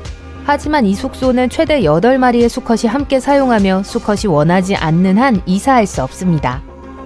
이 심해 물고기를 실제로 만날 가능성은 매우 낮지만 좋아하는 비디오 게임에서 만나게 된다면 앵글러피쉬보다 훨씬 잘 헤엄칠 수 있고 진정한 화살로 순하게 만들 수 있어요. 일단 친구가 되면 앵글러피쉬는 정찰병이 되어 생체 발광 낚싯대로 새로운 지역을 발견하는 데 도움을 줄 수 있습니다. 현실 세계로 돌아와서 198m에서 1005m 약광층에서 운 좋게 만날 수 있는 생물은 앵글러피쉬뿐만이 아닙니다. 많은 심해 생물이 공상과학 소설이나 공포 영화에서 바로 튀어나온 것처럼 보이지만 그건 이 어둡고 깊은 세계에 적응해야 했기 때문이에요. 여러분이 만나게 될 생물들에 대해 충분한 마음의 준비가 되셨나요? 송곳니 고기부터 시작하죠. 송곳니 고기는 일생의 대부분을 깊은 바닷속에서 보내지만 밤이 되면 먹이를 먹기 위해 수면으로 올라와요. 이 녀석들은 다른 대부분의 심해 동물들보다 더 활동적입니다. 먹이가 다가올 때까지 기다리지 않고 먹이를 따라가서 긴 이빨로 먹이를 잡아먹습니다. 앵글러피쉬처럼 전구가 내장되어 있지 않기 때문에 후각이 발달했고 심해에서 얻을 수 있는 햇빛을 최대한 많이 이용해 이동합니다. 때로는 지나가는 먹잇감의 그림자만 봐도 행동 모드로 전환할 수 있습니다. 그다지 매력적으로 보이진 않지만 사람에게는 전혀 무해한 동물입니다. 쥐덫 물고기라는 소름 끼치는 이름을 가진 이 물고기는 사실 교활한 사냥 습성을 가진 심해에 서식하는 또 다른 동물입니다. 강눈 아래에는 빛을 내는 특수한 광포자가 있습니다. 마치 신호등처럼 녹색과 붉은빛을 발산하죠. 다른 물고기들과 달리 약광층과 심해층을 거의 벗어나지 않아요. 아래턱은 전체 몸 길이의 4분의 1에 달하며 먹이를 먹기 위해 항상 입을 벌리고 있습니다. 사나운 포식자처럼 보이지만 대부분 동물성 플랑크톤을 선호하며 간혹 새우, 크릴, 생선을 디저트로 먹기도 합니다. 장어와 새의 혼합종을 만날 거라고는 생각하지 못하셨겠지만 여기 있습니다. 도요새 장어는 새의 부리처럼 끝이 구부러진 부리를 가지고 있어요. 부리에는 장어가 맛있는 새우의 더듬이를 잡을 때 사용하는 작은 갈고리 모양의 이빨이 달려 있습니다. 그리고 몸은 날씬하고 길이는 1.5m까지 늘어나며 무게는 몇 그램에 불과해요. 자연 서식지에서 연구하기가 매우 까다롭기 때문에 과학자들은 이 녀석의 비밀을 모두 알지 못합니다. 하지만 일생에 한 번만 새끼를 낳고 죽는다고 합니다. 유리 오징어는 인생을 느긋하게 즐기고 말 그대로 흐름에 따르는 것을 좋아합니다. 유리 오징어는 물보다 가벼운 용액 염화 암모늄으로 몸을 채우고 있기 때문에 심해에서 먹이와 짝을 찾기 위해 힘겹게 움직일 필요가 없습니다. 이 생물은 투명하기 때문에 어떤 풍경과도 잘 어울리고 그림자도 들이우지 않으니까 대단한 생존 전략이죠. 어쨌든 위험을 발견하면 머리와 촉수를 멘틀 구멍으로 밀어넣어 덩어리로 변할 수 있습니다. 또한 표면에 잉크를 방출하여 투명해서 검은색으로 변할 수도 있어요. 같은 잉크로 굶주린 고래와 바다새로부터 자신을 보호할 수 있습니다. 포식자를 겁주기 위해 사용하는 또 다른 전술은 눈 주위의 발광기관을 활성화하는 것입니다. 배가 고파지네요. 이 해삼을 간식으로 먹을까요? 움직이네요. 샐러드에 넣으면 안 되겠어요. 이 물렁물렁한 샘물은 얕은 바다부터 깊은 바닷속까지 바다의 모든 곳에 서식합니다. 대부분은 작은 발로 천천히 움직이지만 일부는 몸을 구부려 기어다니기도 합니다. 해삼은 포식자가 접근하면 내장을 흘려보낼 수 있습니다. 끈적끈적한 내장은 침입자의 주위를 분산시키고 해삼은 행복한 마음으로 내장을 다시 자라게 하죠. 저 멀리서 반짝이는 건 무엇일까요? 누군가 물에 보석을 떨어뜨린 것 같아요. 그건 사파리나로 전에 본 적 없는 가장 아름다운 동물이라고도 알려져 있습니다. 이 유형의 요강류 일부 수컷은 짙은 파란색에서 보라색, 빨간색 또는 금색으로 색을 바꿀 수 있습니다. 1초 후 사라집니다. 그리고 다시 밝게 반짝이며 돌아옵니다. 이 마법의 비밀은 몸체가 투명하고 특정 각도에서 빛을 다르게 반사하기 때문이죠. 이것은 서로 소통하고 짝을 끌어들이는 방식처럼 보여요. 암컷은 수컷과 같은 초능력을 가지고 있지는 않지만 수컷에 비해 눈이 더 큰데 아마도 멀리서도 수컷을 발견하기 위해서일 거예요. 수컷은 야생에서 자유롭게 돌아다니고 암컷은 살프라고 불리는 기묘한 통 모양의 젤리로 이루어진 수정궁에 머물러요. 어두운 구석이나 심해에 숨어있는 생물 등 바다의 대부분은 여전히 베일에 쌓여 있습니다. 하지만 때때로 바다는 차갑고 어두운 심해에 숨어있는 무서운 것들을 엿볼 수 있게 해주기도 해요. 예를 들어 뉴스에서 강력한 폭풍이 한 번 더 지나간 후 심해 생물들이 해안으로 떠밀려왔다는 소식을 들었을 때처럼요. 어떤 것들은 그냥 이상하게 생겼지만 어떤 것들은 1000m 이상의 수심에 사는 진짜 괴물이기도 합니다. 바다의 가장 차갑고 깊은 곳은 거대화라는 특정 현상을 만들어냈어요. 따라서 바다거미, 오징어, 지렁이, 그 외 많은 동물들, 주로 무척주 동물들 또는 등뼈 없는 생물은 얕은 지역에서 볼 수 있는 것보다 훨씬 더 크고 무섭습니다. 태평양 심해에서는 미니밴만큼이나 큰 해면을 볼 수 있어요. 그리고 남극 해역에 서식하는 오징어는 뉴질랜드에 주로 서식하는 화살 오징어보다 몸 길이가 14배 가까이 길어요. 연구자들은 바다의 심연지대에서 이러한 수중 괴물을 많이 발견했습니다. 2021년에 연구자들은 거대한 팬텀 젤리의 이미지를 공개했는데요. 이 괴물은 수심 975m에 있었습니다. 촉수의 길이는 10m였어요. 와, 해변에서 굳이 마주치고 싶지 않네요. 아마 작은 물고기와 플랑크톤만 먹을 거예요. 하지만 수심 6,500m 이상까지 헤엄칠 수 있어요. 그리고 저 아래엔 그 거대한 젤리가 먹을 음식이 충분하지 않죠. 그렇다면 어떻게 살아남았을까요? 과학자들은 아직 밝혀내지 못했습니다. 그리고 지금까지 발견된 것 중 가장 큰 대왕 오징어와 관련된 더 많은 질문이 있습니다. 이 괴물은 길이가 13m, 무게가 거의 1톤에 달해요. 그 촉수가 자동차 같은 걸 잡으면 장난감처럼 부숴버릴 수 있다고 상상해보세요. 심연 지역에는 빛이 없습니다. 태양광선은 그렇게 깊숙이 침투할 수 없어요. 그래서 해조류나 수중식물도 존재하지 않죠. 이곳의 동물들은 주로 눈을 먹어요. 바다의 눈은 눈사람을 만들 때 사용하는 일반 눈과는 달라요. 바다 표면에서 떨어진 작은 조각이나 잔해, 심지어 바다 위 동물들이 먹지 못하고 남은 것들로 구성되어 있어요. 따라서 많지는 않아요.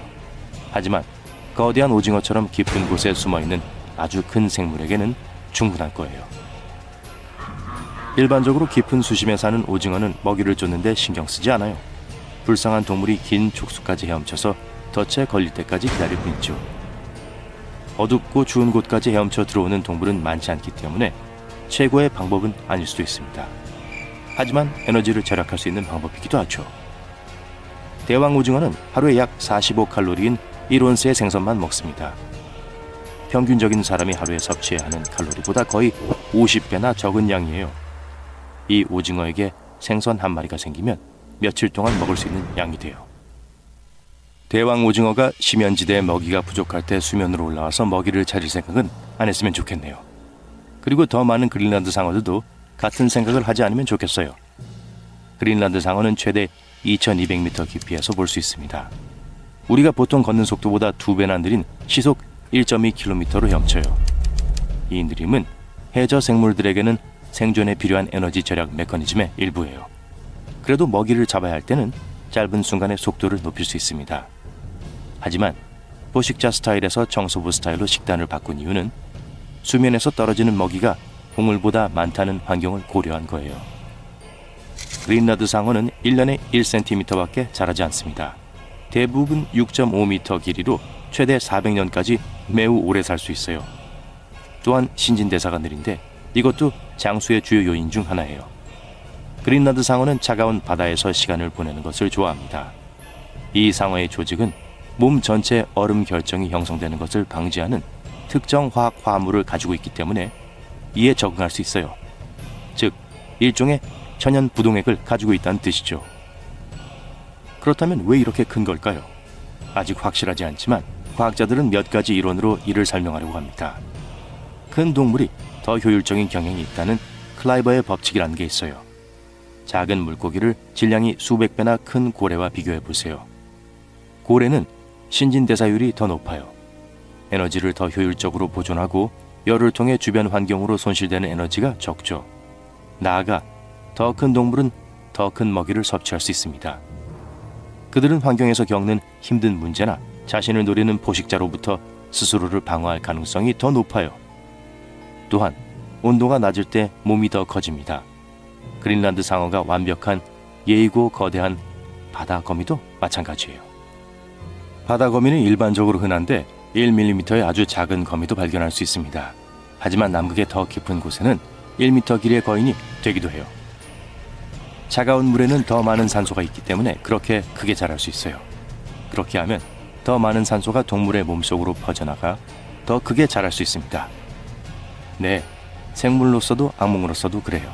그렇다면 이 거대한 튜브벌레는 어떨까요? 연구원들은 태평양 해저의 신비를 탐사하던 중 우연히 이 벌레를 발견했어요. 특이한 열수 통풍구를 우연히 포착했습니다. 화산 열수로 인해 물이 암석이나 단층이나 균열을 통해 아래로 스며들면서 이 통풍구의 방향이 바뀌게 되는데요. 물이 통풍구에서 빠져나오면 다양한 미네랄과 화학물질이 풍부하게 함유되어 있어요. 대부분의 동물은 이 독성 화학물질이 섞인 수프 주변에서 살아남지 못하지만 튜브벌레는 그렇지 않습니다. 이들은 놀랍게도 이 독성 물질에도 거의 끓다시피 하는 물의 온도에도 전혀 영향을 받지 않으면서 전체 생태계를 발전시켰어요. 이들은 생존을 위해 햇빛이 필요하지 않다는 점에서 독특합니다. 대신 작은 박테리아가 주요 에너지원이에요. 이 박테리아는 독성 화학물질에서 직접 에너지를 얻습니다.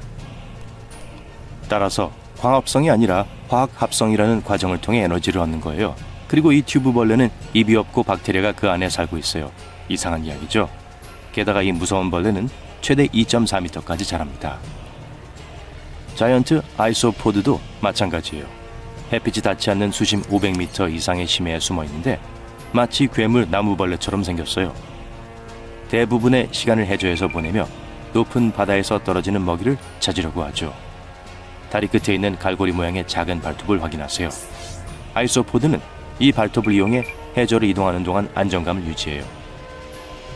빛이 없기 때문에 긴 안테나를 통해 주변을 감지할 수 있습니다. 이 감각 안테나는 몸 길이의 절반 정도에 달해요. 자이언트 아이소포드는 몸 크기에 비해 눈도 꽤 큰 편이에요. 머리부터 꼬리까지 30cm 이상 자랄 수 있습니다. 그리고 이 친구들은 정말 인내심이 강해요.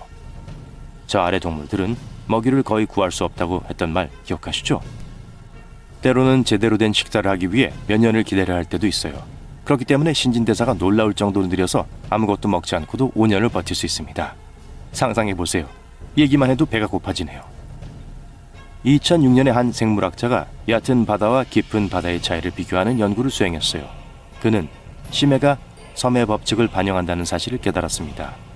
첫째, 육지에서 고립된 지역에는 다른 곳에서는 볼 수 없는 생물 다양성이 발달해요. 둘째, 작은 몸집을 가진 생명체는 큰 육지의 생명체에 비해 고립되어 있을 때 훨씬 더 크게 자랍니다. 자원은 한정되어 있고 경쟁과 포식자도 존재하죠. 그리고 우리는 심해 생물에 대해 아는 게 많지 않아요. 이러한 연구를 수행하기에는 비용이 너무 많이 들고 복잡하기 때문에 우리는 그저 더 거센 폭풍이 몰아쳐서 심해에 숨어있는 괴물 같은 세계의 일부를 보여줄 때까지 기다릴 뿐입니다.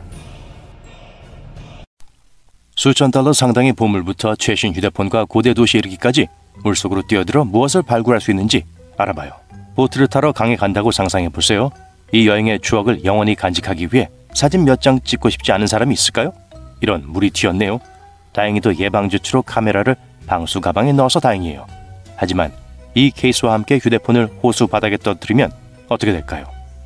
실제로 이런 일이 일어났어요. 스쿠버 다이버와 유튜버가 관광객이 많이 찾는 강에 다이빙을 하다가 2천만 원 상당의 장비를 잃어버렸어요. 새 아이폰과 보석이 들어있었죠. 영화나 TV 뉴스에서 자동차를 물에서 건지는 장면을 본 적이 있을 겁니다. 대형 화물선이 침몰하면 그 안에 있던 트럭도 함께 가라앉습니다. 티슬곰 난파선이 바로 그런 경우였어요. 선박은 1941년 홍해에서 침몰했습니다. 그리고 이 베드포드 트럭이 안에 있었어요. 더 가치 있는 걸 보고 싶은가요? 보물 같은 거요? 한 영국 화물선이 은괴를 가득 싣고 가던 중 배가 침몰했습니다. 보물 사냥꾼들은 배에 은이 있다는 것을 알고 있었어요. 1940년대부터 그들은 은을 찾아 헤맸어요. 오디세이 마린팀은 운이 좋았습니다. 그들은 2011년에 보물을 발견했습니다. 보물은 수면 아래 4km 이상 아래에 있었어요. 이 배에는 110톤이 넘는 은괴가 실려 있었습니다. 찾는 사람이 임자예요. 오디세이 팀은 보물의 80%를 갖고 20%는 왕실 재무부에 기부했습니다. 물론 배 안에는 편지, 주전자, 비단 시트 등 더 많은 물건들이 있었어요. 런던 우정박물관에서 열리는 깊은 곳에서 들려오는 목소리라는 전시회에서 이 보물들을 볼 수 있습니다. 수중 예술품은 어때요? 여기 있어요. 바로 폴리네시아의 모아이 조각상입니다. 이 조각상은 전 세계 여러 지역에서 발견되었습니다. 예를 들어 이스터 섬에는 다양한 크기의 조각상이 가득하지만 멕시코의 칸쿤, 이슬라 무헤레스, 분타 니주크에서도 많은 조각상이 발견됩니다. 수천 년 전의 전신 조각상을 물속에서 보는 것은 아마도 평생 잊지 못할 경험이 될 거예요. 그 많은 난파선에서 발견되는 인기 아이템이기도 합니다. 많은 다이버들이 큰 가치가 있는 동전을 발견하죠. 하지만 플로리다의 한 다이버는 정말 대박을 터뜨렸습니다. 2015년에 거의 10억 원에 달하는 보물을 우연히 발견했어요. 금화 51개와 12m의 화려한 금사슬, 그리고 스페인의 왕 필립 5세를 위해 만들어진 희귀한 동전이었습니다. 한때 무섭고 위험했던 해적선은 여전히 으스스한 모습을 하고 있습니다.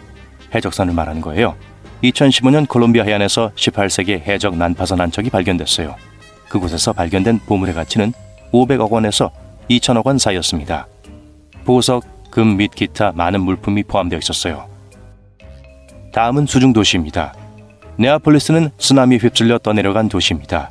거의 1700년 전에 북아프리카 해안에 건설되었습니다. 다이버들은 2017년에 이 수중 도시의 유적을 발견했어요. 연구원들은 로마 시대의 기둥과 생활용품 및 도구도 발견했습니다. 1503년으로 거슬러 올라가 보겠습니다. 포르투갈 탐험가 바스코 다 가마는 폭풍우와 싸우던 중 배 에스메랄다를 잃었습니다.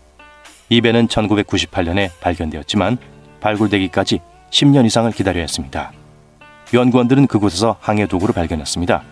스페인 금만큼의 가치는 없었지만 역사적인 보물이었죠. 암스터담에서는 운하에서 자전거 낚시를 합니다. 암스테르담 직장인의 3분의 1은 자전거로 출퇴근합니다. 다른 사람들은 운동, 쇼핑 등 다양한 목적으로 자전거를 이용합니다. 암스테르담에서는 주민보다 자전거가 더 많습니다. 안타깝게도 암스테르담의 운하에는 많은 자전거와 심지어 일부 자동차도 있어요. 암스테르담의 총 길이가 약 100km 달하는 운하가 165개나 있어서 당국의 업무가 더 어려워집니다. 당연히 자전거 주인은 자전거를 물에 던지지 않아요. 자전거는 강풍, 기물 파손, 도난 또는 사고로 인해 운하에 빠질 수 있습니다. 매년 당국은 12,000에서 15,000대의 자전거를 수거합니다. 다음은 잃어버린 도시입니다. 헤라클리온은 고대 이집트의 지중해 관문이었습니다. 지금 물에 잠겨 모래 밑에 숨겨져 있어요. 이 도시는 유명했어요. 아마 들어보셨을지도 몰라요. 스파르타의 헬렌과 트로이의 파리스에 관한 전설에 언급된 도시이기도 하죠. 이 고대 도시는 어떻게 발견되었을까요? 2000년대 초 한 다이버 팀이 해저에서 거대한 바위 조각을 발견하고 이를 육지로 끌어올렸어요. 그 조각은 고대 이집트인들이 강을 다스리던 하피 동상의 조각으로 밝혀졌습니다. 팀은 수색을 계속했고 다른 6조각을 발견했습니다. 주변에서 사원 유적, 도자기 조각, 보석, 동전, 기름 램프 등도 발견했어요. 그레나다 수중조각공원은 세계 최초의 수중조각 공원입니다. 카리브해 아름다운 바다에 위치해 있다는 것 말고도 이 공원이 특별한 이유는 또 있어요. 스노클링이나 스쿠버 다이빙을 하면서 이 공원을 볼 수 있어요. 조각품은 수중 약 3에서 5m 아래 있어요. 분위기와 경험 자체가 이곳을 특별하게 만들어요. 조각품은 콘크리트와 강철로 만들어졌어요. 어떤 것들은 무게가 15톤에 달하기도 하죠. 수중 생물로 덮여 있어요.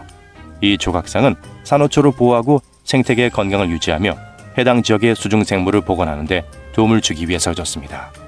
잠수함은 수중으로 이동하도록 설계되었기 때문에 이 목록에서 잠수함을 볼 수 없을 것이라고 생각할 수 있어요. 하지만 잠수함도 침몰합니다. 다이버들은 많은 잠수함을 발견했습니다. 예를 들어 호주 잠수함 한 척은 침몰한 지 한 세기가 넘은 후에 파푸아뉴기니 해안에서 발견되었습니다. 여기 또 다른 스몰도시가 있는데요. 이 도시는 일부러 물속에 남겨둔 곳입니다. 중국의 한 호수에서 라이온시티의 고대 유적을 볼 수 있습니다. 이 호수는 1959년 수력발전소를 건설하기 위해 5사자 산 기슭에 계곡에 물을 채우면서 만들어졌어요. 지금은 폐허가 된 1400년 된 이 도시는 강물에 잠겨 50년 넘게 이 모습을 유지했습니다. 2001년 탐사가 시작될 때까지 호수 바닥에 그대로 방치되어 있었습니다. 다이버들은 많은 구조물, 조각, 수호사자상, 아치 등이 여전히 보존되어 있다는 사실을 발견했어요. 연구원들은 도시를 매핑하고 문서화했습니다. 또한 구조물이 손상되는 것을 방지할 수 있는 방법을 찾았어요. 2011년 이 도시는 보호대상 유적지로 발표되었습니다. 라이온시티의 폐허를 처음 본다면 그 경치에 숨이 멎을 겁니다. 어두운 바닷속에서 수영을 한다고 상상해보세요. 도시에 가까워지면 거대한 성벽과 거대한 조각이 눈에 들어옵니다. 놀랍지 않나요? 칸쿤 수중박물관은 아마도 전 세계에서 가장 큰 수중박물관일 거예요. 그 자체가 사라진 것이 아니라 지금은 수중 생태계의 본거지입니다. 스쿠버 다이빙과 스노클링을 500개의 조각품이 있는 세계적 수준의 정원 방문과 결합하고 싶지 않은 사람이 있을까요? 수면 아래 9m 아래에 설치된 이 조각품은 해저에 머물 수 있도록 pH 중성 해양 콘크리트로 제작되었습니다. 또한 이곳에서는 일반 박물관과 달리 시간이 지남에 따라 조각품이 변합니다. 수중 환경이 일부가 되어 다양한 동식물의 서식지가 되기 때문이죠. 한 설치물에는 약 450개의 실물 크기 조각상이 함께 모여 인류의 조화로운 공존을 표현합니다. 인류새라는 제목으로 만초네스 암초 옆에 실제 물에 잠긴 폭스바겐 비트를 배치했어요. 이건 분신물이 아니라 그냥 거대한 해파리인데 여러분께 보여드리고 싶었어요. 이 생물은 사자갈기 해파리로 알려져 있으며 알려진 해파리 중 가장 큰 종입니다. 여러분도 물속에서 무언가를 발견한 적이 있나요? 만약 바다 깊이 신비한 어둠 속으로 바로 뛰어들 수 있다면 여러분이 어떤 걸 보게 될지 누가 알겠어요? 수백 년 된 전설에서 바다의 파도 깊숙한 곳에 숨어있는 거대한 바다 괴물들을 언급하고 있어요. 크라켄, 넨소 괴물, 히드라, 레비탄, 그리고 더 많은 것들이요. 좋아요. 그런 괴물들을 본 사람은 없지만 그래도 여전히 이상하고 유난히 큰 바다거미, 오징어, 벌레, 그리고 우리가 예상했던 것보다 훨씬 더 많이 큰 다른 동물들이 많이 있어요. 남극의 가까운 해역에 있는 오징어를 보세요. 뉴질랜드 근처에 사는 화살 오징어보다 약 14배 더 길어요. 태평양 깊숙한 곳에는 미니밴만한 해면도 있어요. 바다는 지구상의 모든 물의 약 96.5%를 포함하고 있어요. 우리가 발견한 지구상의 모든 생명체의 80%가 바다의 파도 아래에 있어요. 우리는 바다의 80% 이상을 탐험하거나 지도를 그려보거나 심지어 본 적도 없어요. 사실 우린 해저보다 화성의 지도를 더 잘 그려놨어요. 저기 아래쪽의 압력은 미친 듯이 굉장했어. 여러분은 약 50대의 전보 제트기를 지탱하고 있는 것처럼 느껴질 거예요. 그리고 이런 깊은 곳의 온도는 매우 낮아요. 해양 수면 깊숙한 곳의 조건은 가혹해요. 그래서 그곳에 사는 생물들은 적응을 해야 했어요. 그래서 그중 많은 수가 살아남기 위해 매우 크게 자랐죠. 차갑고 어두운 깊숙한 곳에 사는 생물들은 심해 거드증이라고 불리는 현상 때문에 아주 커져요. 해양 표면 아래로 더 깊이 들어갈수록 햇빛은 더 적어요. 그래서 기온이 급격히 떨어지죠. 이것의 결과로 세포의 크기가 커지고 생물의 수명이 길어져요. 또 이 생물들은 더 얕은 곳에 사는 해양 동물만큼 많은 산소를 갖고 있지 않아요. 그리고 음식 공급원이 아주 적죠. 그들이 얻는 음식의 대부분은 얕은 물에서 오며 아주 적은 양만이 더 깊은 곳으로 흘러내려가요. 그리고 음식이 충분하지 않을 때는 덩치가 큰 게 장점이 돼요. 더 큰 생물들은 먹을 것을 찾기 위해 더 멀리 그리고 더 빨리 움직일 수 있어요. 신진대사가 더 느리게 작동하죠. 음식을 그렇게 빨리 소화시키지 않기 때문에 먹이를 찾을 수 없는 힘든 시간을 위해 음식을 저장하고 에너지를 절약할 수 있어요. 또 체온을 조절할 필요가 없으며 이것 또한 에너지를 절약하는 데 도움을 주죠. 그러고 나서 다른 신체 과정으로 넘어갈 수 있죠. 얕은 물에서 사는 것보다 더 천천히 늦게 성숙해요. 심해에 사는 물고기 종들의 대다수는 30년 혹은 그 이상을 살아요. 반면에 오렌지 러피피쉬는 150년을 살아요. 이 친구들은 길이가 7.3m고 무게는 1.5톤까지 나가요. 수세기 동안 그렇게 커질 때까지 자라죠. 150살이 되면 짝을 찾기 시작해요. 그리고 그렇게 깊은 곳에서는 포식자가 많지 않기 때문에 이렇게 오래 살 수 있어요. 또한 방해하거나 자신들의 존재를 위험에 빠뜨릴 수 있는 인간이나 다른 어떤 것도 없죠. 이렇게 깊은 곳에서는 환경이 상당히 안정적인데 수백만 년 동안 변하지 않았기 때문에 그곳에 사는 많은 동물들은 살아있는 화석과 같아요. 바다의 깊이의 첫 200m는 외양이라고 여겨집니다. 아직은 태양이 닿을 수 있는 지역이기 때문에 우리가 발견한 해양 생물의 대부분이 그곳에 살고 있어요. 그리고 더 깊이 들어가면서 약광층에 도달해요. 그곳에는 아무것도 살고 있지 않은 것 같아요. 하지만 약 250m 높이에서 고대 생명체의 작은 오아시스가 만개해 있는 걸 볼 수 있을 거예요. 예를 들어 수백만 년 동안 변하지 않고 이렇게 깊은 곳에서 살아온 바다 나리가 있어요. 또 다른 살아있는 화석인 실라켄스는 3억 6천만 년 이상 바다에서 살아오고 있어요. 먹장어들도 3억 년이 넘도록 오랫동안 변하지 않았어요. 이 생물은 1700m의 깊이에 살아요. 나머지 척추동물들보다 먼저 진화했는데 두개골을 가지고 있음에도 불구하고 턱이나 척추가 없는 유일한 살아있는 동물인 이유기도 해요. 심해 생물들은 얕은 물에서 살아남을 수 없어요. 이 생물들은 더 강한 정수와 말의 깊은 곳에서 살도록 진화했어요. 몸 안쪽 공간이 가스로 채워져 있는 인간과 다른 유기체들은 그렇게 깊은 곳으로 간다면 결국 으스러져 버리게 될 거예요. 그래서 심해 잠수부들은 더 높은 압력의 환경을 위해 디자인된 특별한 잠수복을 입죠. 비록 그 거대 생물이 사는 곳까지 그렇게 깊이 들어가진 않더라도 말이에요. 하지만 남극 근처에서는 훨씬 더 가까운 수면에서 거대증을 볼 수 있어요. 거대한 해면, 해삼, 접시만한 크기의 바다거미, 벌레, 그리고 심지어 몇몇 거대한 단세포 유기체들과 같은 이 모든 것들이 모두 더 얕은 물에 사는 경향이 있어요. 과학자들은 정확히 왜 그런지 모르지만 그게 산소와 관련이 있을 수 있다고 생각해요. 거대한 종들은 산소를 아주 조금 사용하고 남극 주변의 물에는 산소가 꽤 풍부하게 함유되어 있는데 이 동물들이 점점 더 커져가는 것에 대해선 거의 제한이 없다는 걸 의미해요. 다시 심해 생명 이야기를 해볼게요. 언급했듯이 강한 압력에 적응했기 때문에 몸에 거의 공기 틈이 거의 없어요. 이 생물들은 대부분 수생 기반이며 물은 압축할 수 없기 때문에, 즉 압축할 수 있는 게 아니라는 걸 의미하는데 이게 이런 높은 압력에서도 영향을 받지 않도록 도와줘요. 하지만 그 모든 것 때문에 수면으로 올라간다면 아마도 부풀어 올라 심지어 폭발할 수도 있어요. 세상에서 가장 못생긴 동물의 타이틀을 딴 블로브피쉬를 보세요. 자연 서식지가 있는 수면 깊은 곳에서는 정상으로 보여요. 하지만 압력이 120배 낮은 표면으로 올라오면 모양이 바뀝니다. 블로브피쉬는 골격이나 근육이 없기 때문에 심해 높은 압력이 없으면 결국 늘어져서 처지게 돼요. 어두운 바다의 심해는 보는 것뿐만 아니라 소리도 무서워요.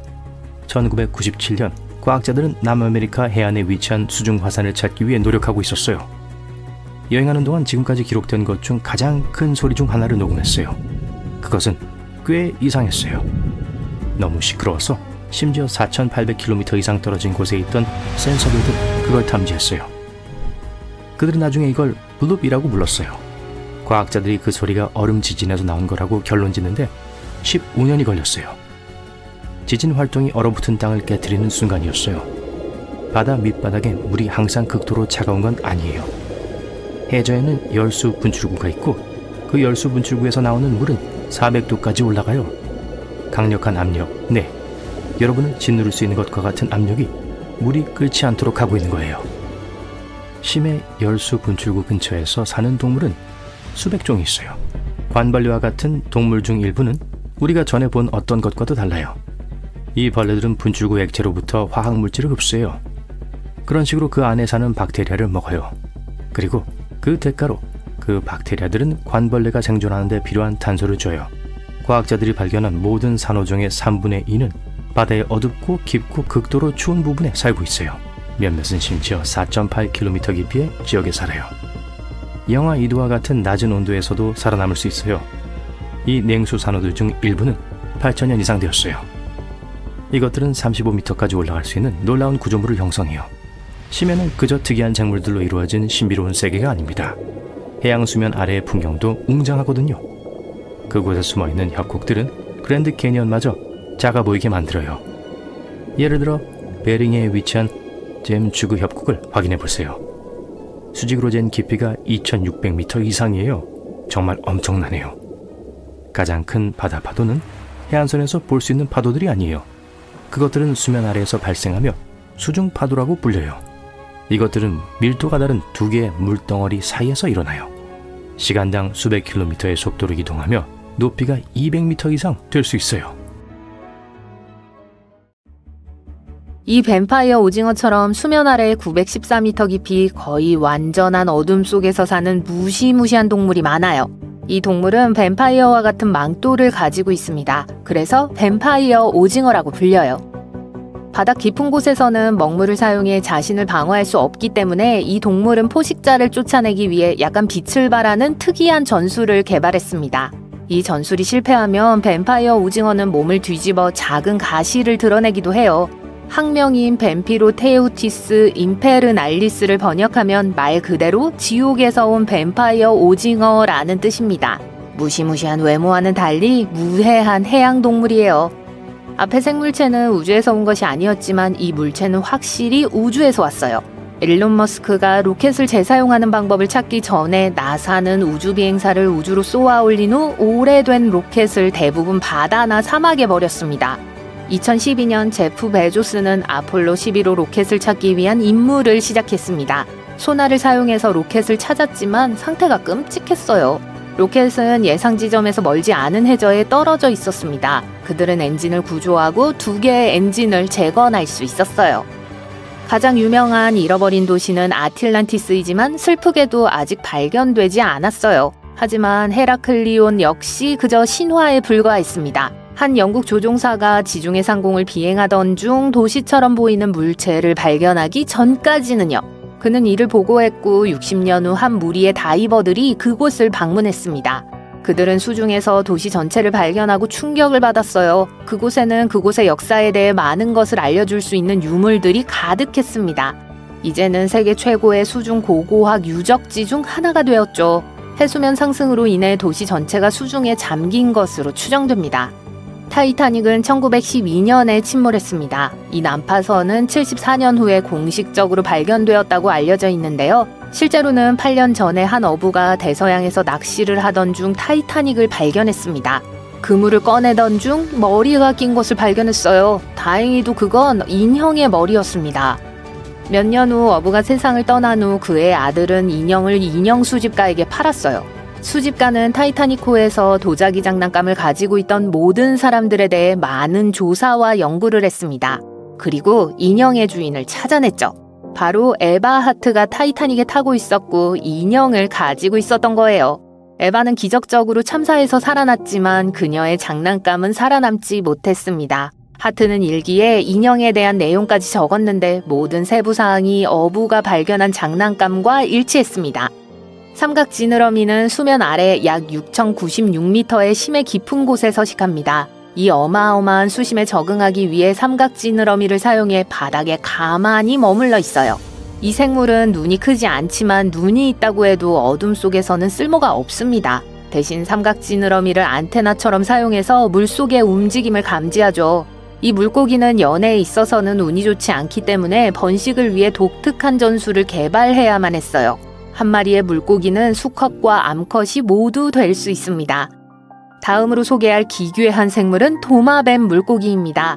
도마뱀 물고기는 날카로운 이빨과 커다란 입, 그리고 사냥에 사용하는 매우 큰 눈을 가지고 있어요. 이 모든 것이 이 동물을 기괴하게 보이게 하죠. 도마뱀 물고기는 빛이 전혀 없는 한밤중에 수심 약 3,350m에 서식합니다. 이 자연의 괴물은 기본적으로 작은 물고기부터 다른 도마뱀 물고기에 이르기까지 입에 들어갈 수 있는 모든 것을 먹어요. 반면에 다른 파충류 물고기를 보면 사랑에 빠지기도 해요. 그 깊은 곳에서 짝을 찾는 건 쉬운 일이 아니니까요. 삼각어와 마찬가지로 도마뱀 물고기도 수컷과 암컷이 동시에 존재할 수 있습니다. 강이라고 하면 보통 육지에 있는 강을 떠올리기 마련인데요. 자연은 예측할 수 없는 존재이고 캘리포니아의 바다 밑으로 흐르는 강을 만들었습니다. 이 강은 약 3.2km의 깊이로 흐르고 있어요. 이 강에는 가라앉은 통나무, 나무, 바위 등 평범한 강이 가진 모든 것이 있습니다. 그리고 그 독특함에도 불구하고 이 강이 전 세계에 하나뿐인 건 아니에요. 아마존과 그린랜드에도 이 강이 있습니다. 앙골라 해안 근처에서 원격 조종 차량이 무시무시한 생명체를 발견했습니다. 머리도 몸통도 없는 것 같은데요. 이 생명체는 수면 아래 약 1325m 깊이에 있었습니다. 과학자들은 연구 끝에 이게 공상과학 영화에나 나올 법한 존재는 아니라는 결론을 내렸어요. 단지 사이포노포어들이 서로 붙어있는 군집일 뿐이었습니다. 2025년 가이사리아에서 다이빙을 하던 한 남자가 반짝이는 무언가를 발견했습니다. 손을 뻗어 그것을 집어들고는 그게 금화라는 것을 깨달았어요. 그 후 그는 바닥을 조사했고 더 많은 금화가 있다는 걸 발견했습니다. 그는 이 사건을 지역 당국에 신고했고 당국은 그가 아랍 보물을 발견했다고 결론지었어요. 동전은 24캐럿의 순금으로 만들어졌고 수천 년 전 거였어요. 하지만 완벽한 염분과 온도 덕분에 새 것처럼 보였습니다. 이 동전은 화물을 실은 배에 실려 있었는데 불행히도 폭풍에 휩쓸려 침몰했어요. 지금까지 발견된 가장 이상한 것 중 하나가 발트해에서 발견되었습니다. 마치 다른 문명에 의해 만들어진 것처럼 보이는 이상현상이에요. 스웨덴 연구진이 발견했는데 당시만 해도 그 정체를 전혀 몰랐어요. 그들은 수많은 다른 과학자들에게 의견을 물어야 했습니다. 이 지형을 위에서 보면 길이가 61m에 달하며 마치 추락한 우주선처럼 보여요. 자연적인 지형이라고 믿기 어렵지만 미리 귀뜸해드리자면 발트해는 역사적으로 많은 침식을 겪어왔기 때문에 완전히 자연에 의해 만들어진 거예요. 아마도 이 기괴한 지형은 이러한 과정의 결과일 가능성이 높습니다. 마다가스카르의 한 다이버 그룹은 해저에서 2.13m의 괴물 같은 칼을 발견하고 충격을 받았습니다. 곧바로 추측이 시작되었고 많은 사람들은 이 칼이 수만 년 전에 지구에서 살던 메갈로돈과 싸웠던 거인의 것이라고 말했어요. 멋진 이야기가 될 수도 있지만 이 칼은 바다에서 분실된 영화 소품일 가능성이 높습니다. 바다에서 가장 기괴한 동물 중 하나는 주름상어입니다. 이 물고기는 과거 바다 탐험가들이 쓴 바다뱀 이야기의 배경이 된 것으로 알려져 있는데요. 바다 깊은 곳에 살지만 가끔 얕은 바다에서도 볼 수 있어요. 매우 드물지만 가능성은 있습니다. 주름상어는 약 300개의 이빨을 자랑하는 큰 입을 가지고 있어요. 또한 도마뱀처럼 생긴 긴 몸을 가지고 있으며 정말 독특한 상어종입니다. 이 상어의 위는 뱀의 위와 비슷하기 때문에 먹이는 몸집의 절반에 불과하며 거대한 물고기나 갑각류를 삼킬 수 있어요.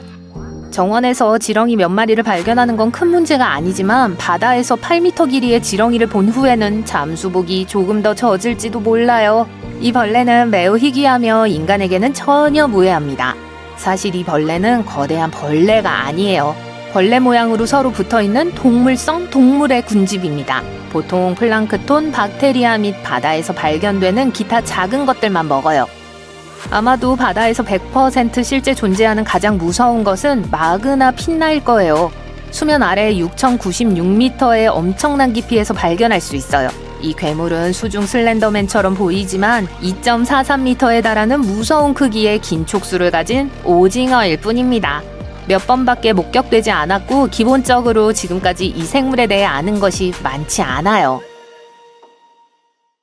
여기 평범한 물고기가 있습니다. 그리고 여기 인간이 될 예정이었던 물고기도 있어요. 하지만 바다에서 나오지 않았기 때문에 인간이 되지 못했죠. 두 번째 물고기는 더 똑똑한 눈을 가졌지만 둘 사이에는 거의 차이가 없습니다. 그리고 그림자 속의 실루엣이 보이시나요? 이 크고 못생긴 괴물은 이 이야기의 주요 캐릭터 중 하나고 똑똑한 물고기를 싫어해요. 하지만 이것에 대해서는 나중에 더 자세히 설명할게요. 자, 바다의 세계는 생존을 위한 영원한 투쟁입니다. 크고 강한 존재는 자꾸 약한 존재를 잡아먹어요.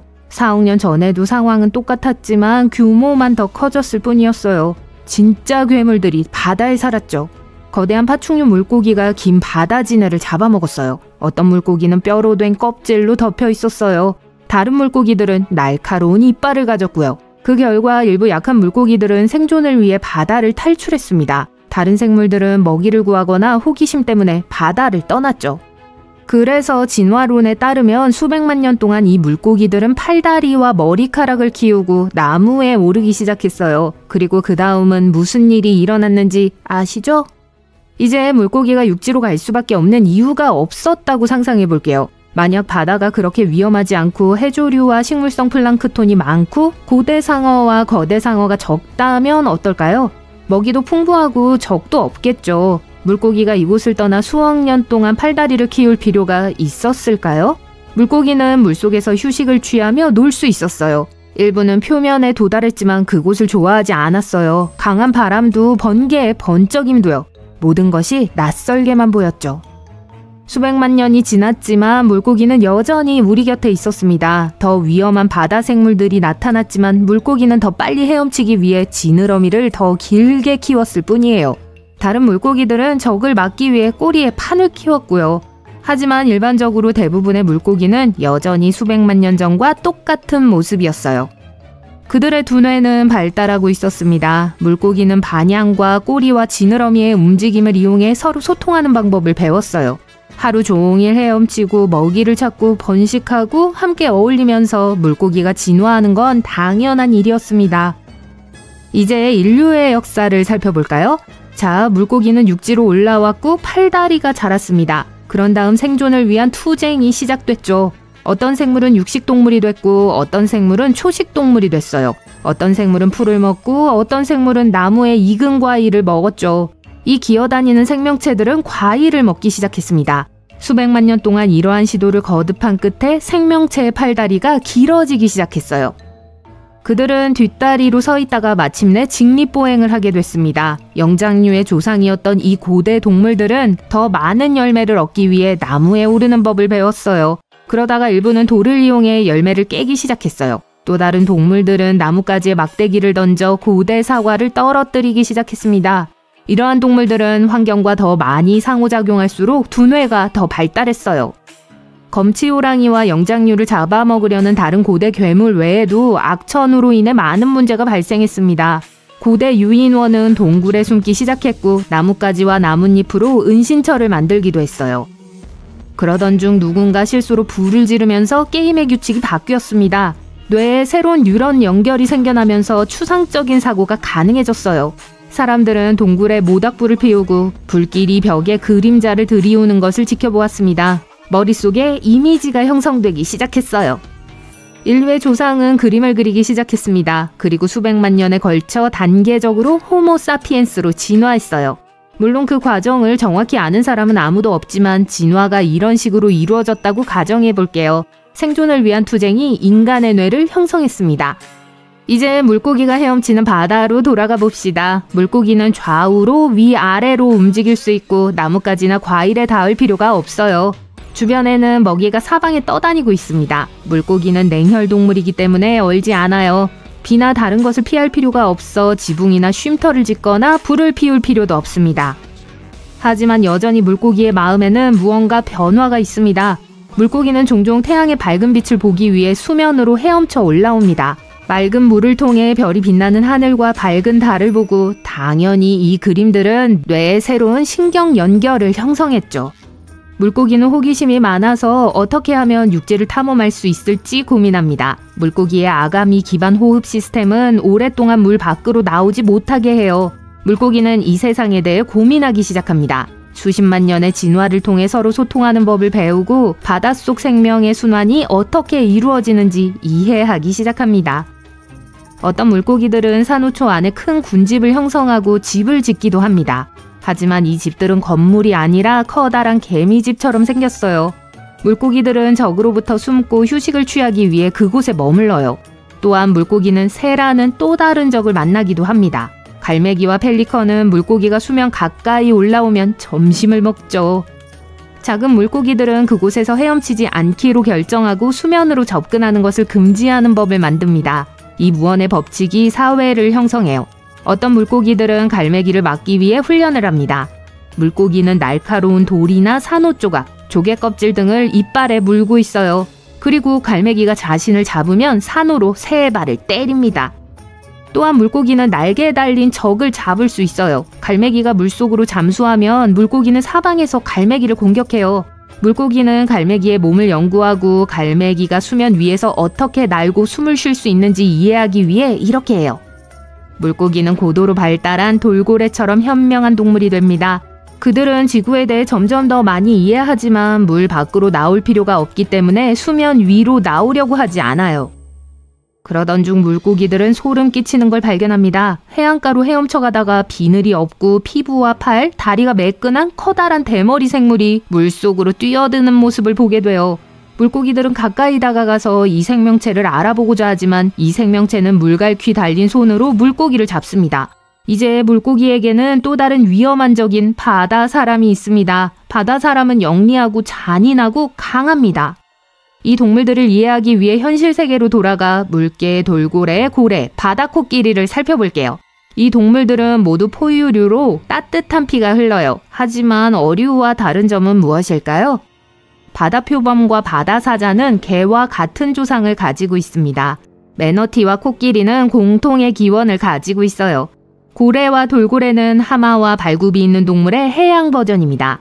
수억 년 전 이 모든 포유류의 조상은 냉혈 어류였어요. 그들은 바다에서 나와 육지를 탐험하기 시작했습니다. 몸은 변화하기 시작했고 체온이 상승했어요. 하지만 이 동물들 중 일부는 물에서 멀리 가지 않기로 결정했습니다. 바다를 떠난 동물들은 개, 곰, 코끼리가 됐죠.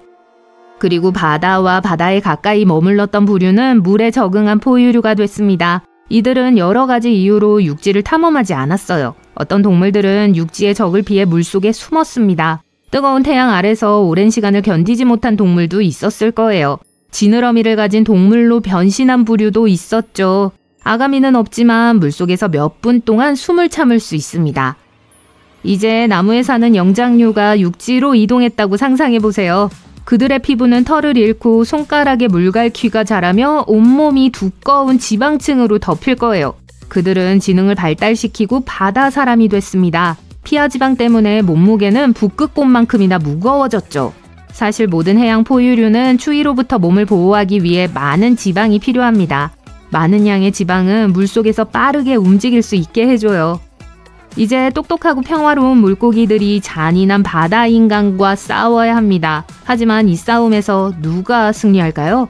이걸 알아보려면 다른 영상이 필요할 것 같네요. 이 귀여운 쿠키 커터를 보세요. 언뜻 보기에는 큰 멸치처럼 보이지만 실제로는 작은 상어입니다. 이 상어는 50cm 이상 자라지 않지만 그렇다고 해서 다른 상어보다 덜 위험한 건 아니에요. 이 상어는 훨씬 더 큰 동물을 작은 덩어리로 물어 뜯어먹는 독특한 먹이 전략을 가지고 있어 달콤한 쿠키라는 이름을 얻었습니다.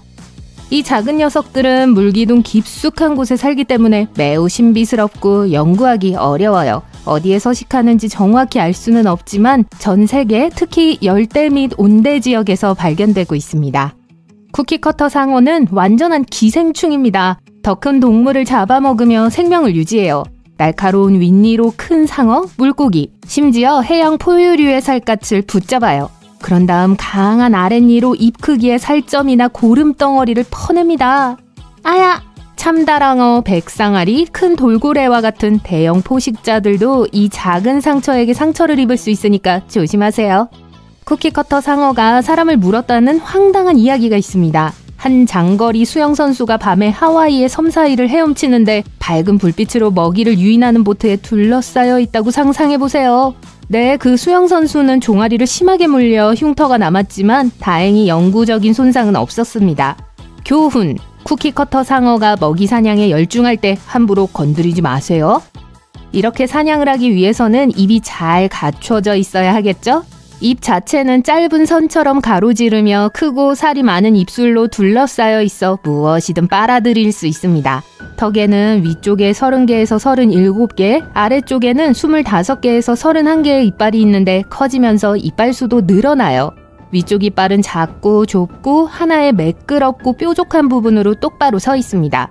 반면 아래 이빨은 칼처럼 훨씬 크고 넓고 서로 맞물려 톱날처럼 날카로운 칼날을 만들어요. 다른 상어와 마찬가지로 쿠키커터도 일생 동안 이빨을 잃게 됩니다. 하지만 쿠키커터 상어는 다른 상어들과는 달리 상실된 치아를 삼켜버려요. 일부 과학자들은 쿠키 상어가 영양이 부족한 심해에 살면서 칼슘과 같은 중요한 치아 형성 물질을 재활용하기 위해 이 같은 행동을 한다고 생각해요. 영양제에 대한 새로운 접근 방식이네요. 상어는 밤에는 수면 가까이에서 낮에는 수면 깊은 곳에서 먹이를 먹기 때문에 거의 항상 어둠 속에 있습니다.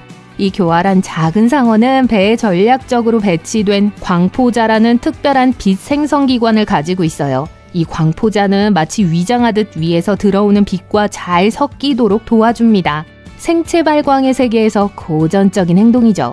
쿠키커터 상어는 또한 목 주위에 빛이 나지 않는 멋진 칼라가 있습니다. 일부 과학자들은 이 칼라가 멋진 미끼처럼 작용해서 아래에서 보면 맛있는 작은 물고기처럼 보이게 한다고 생각해요. 굶주린 상어떼가 얼마나 거부할 수 없을지 상상해보세요. 거절할 수 없는 저녁 식사 초대장 같은 거죠.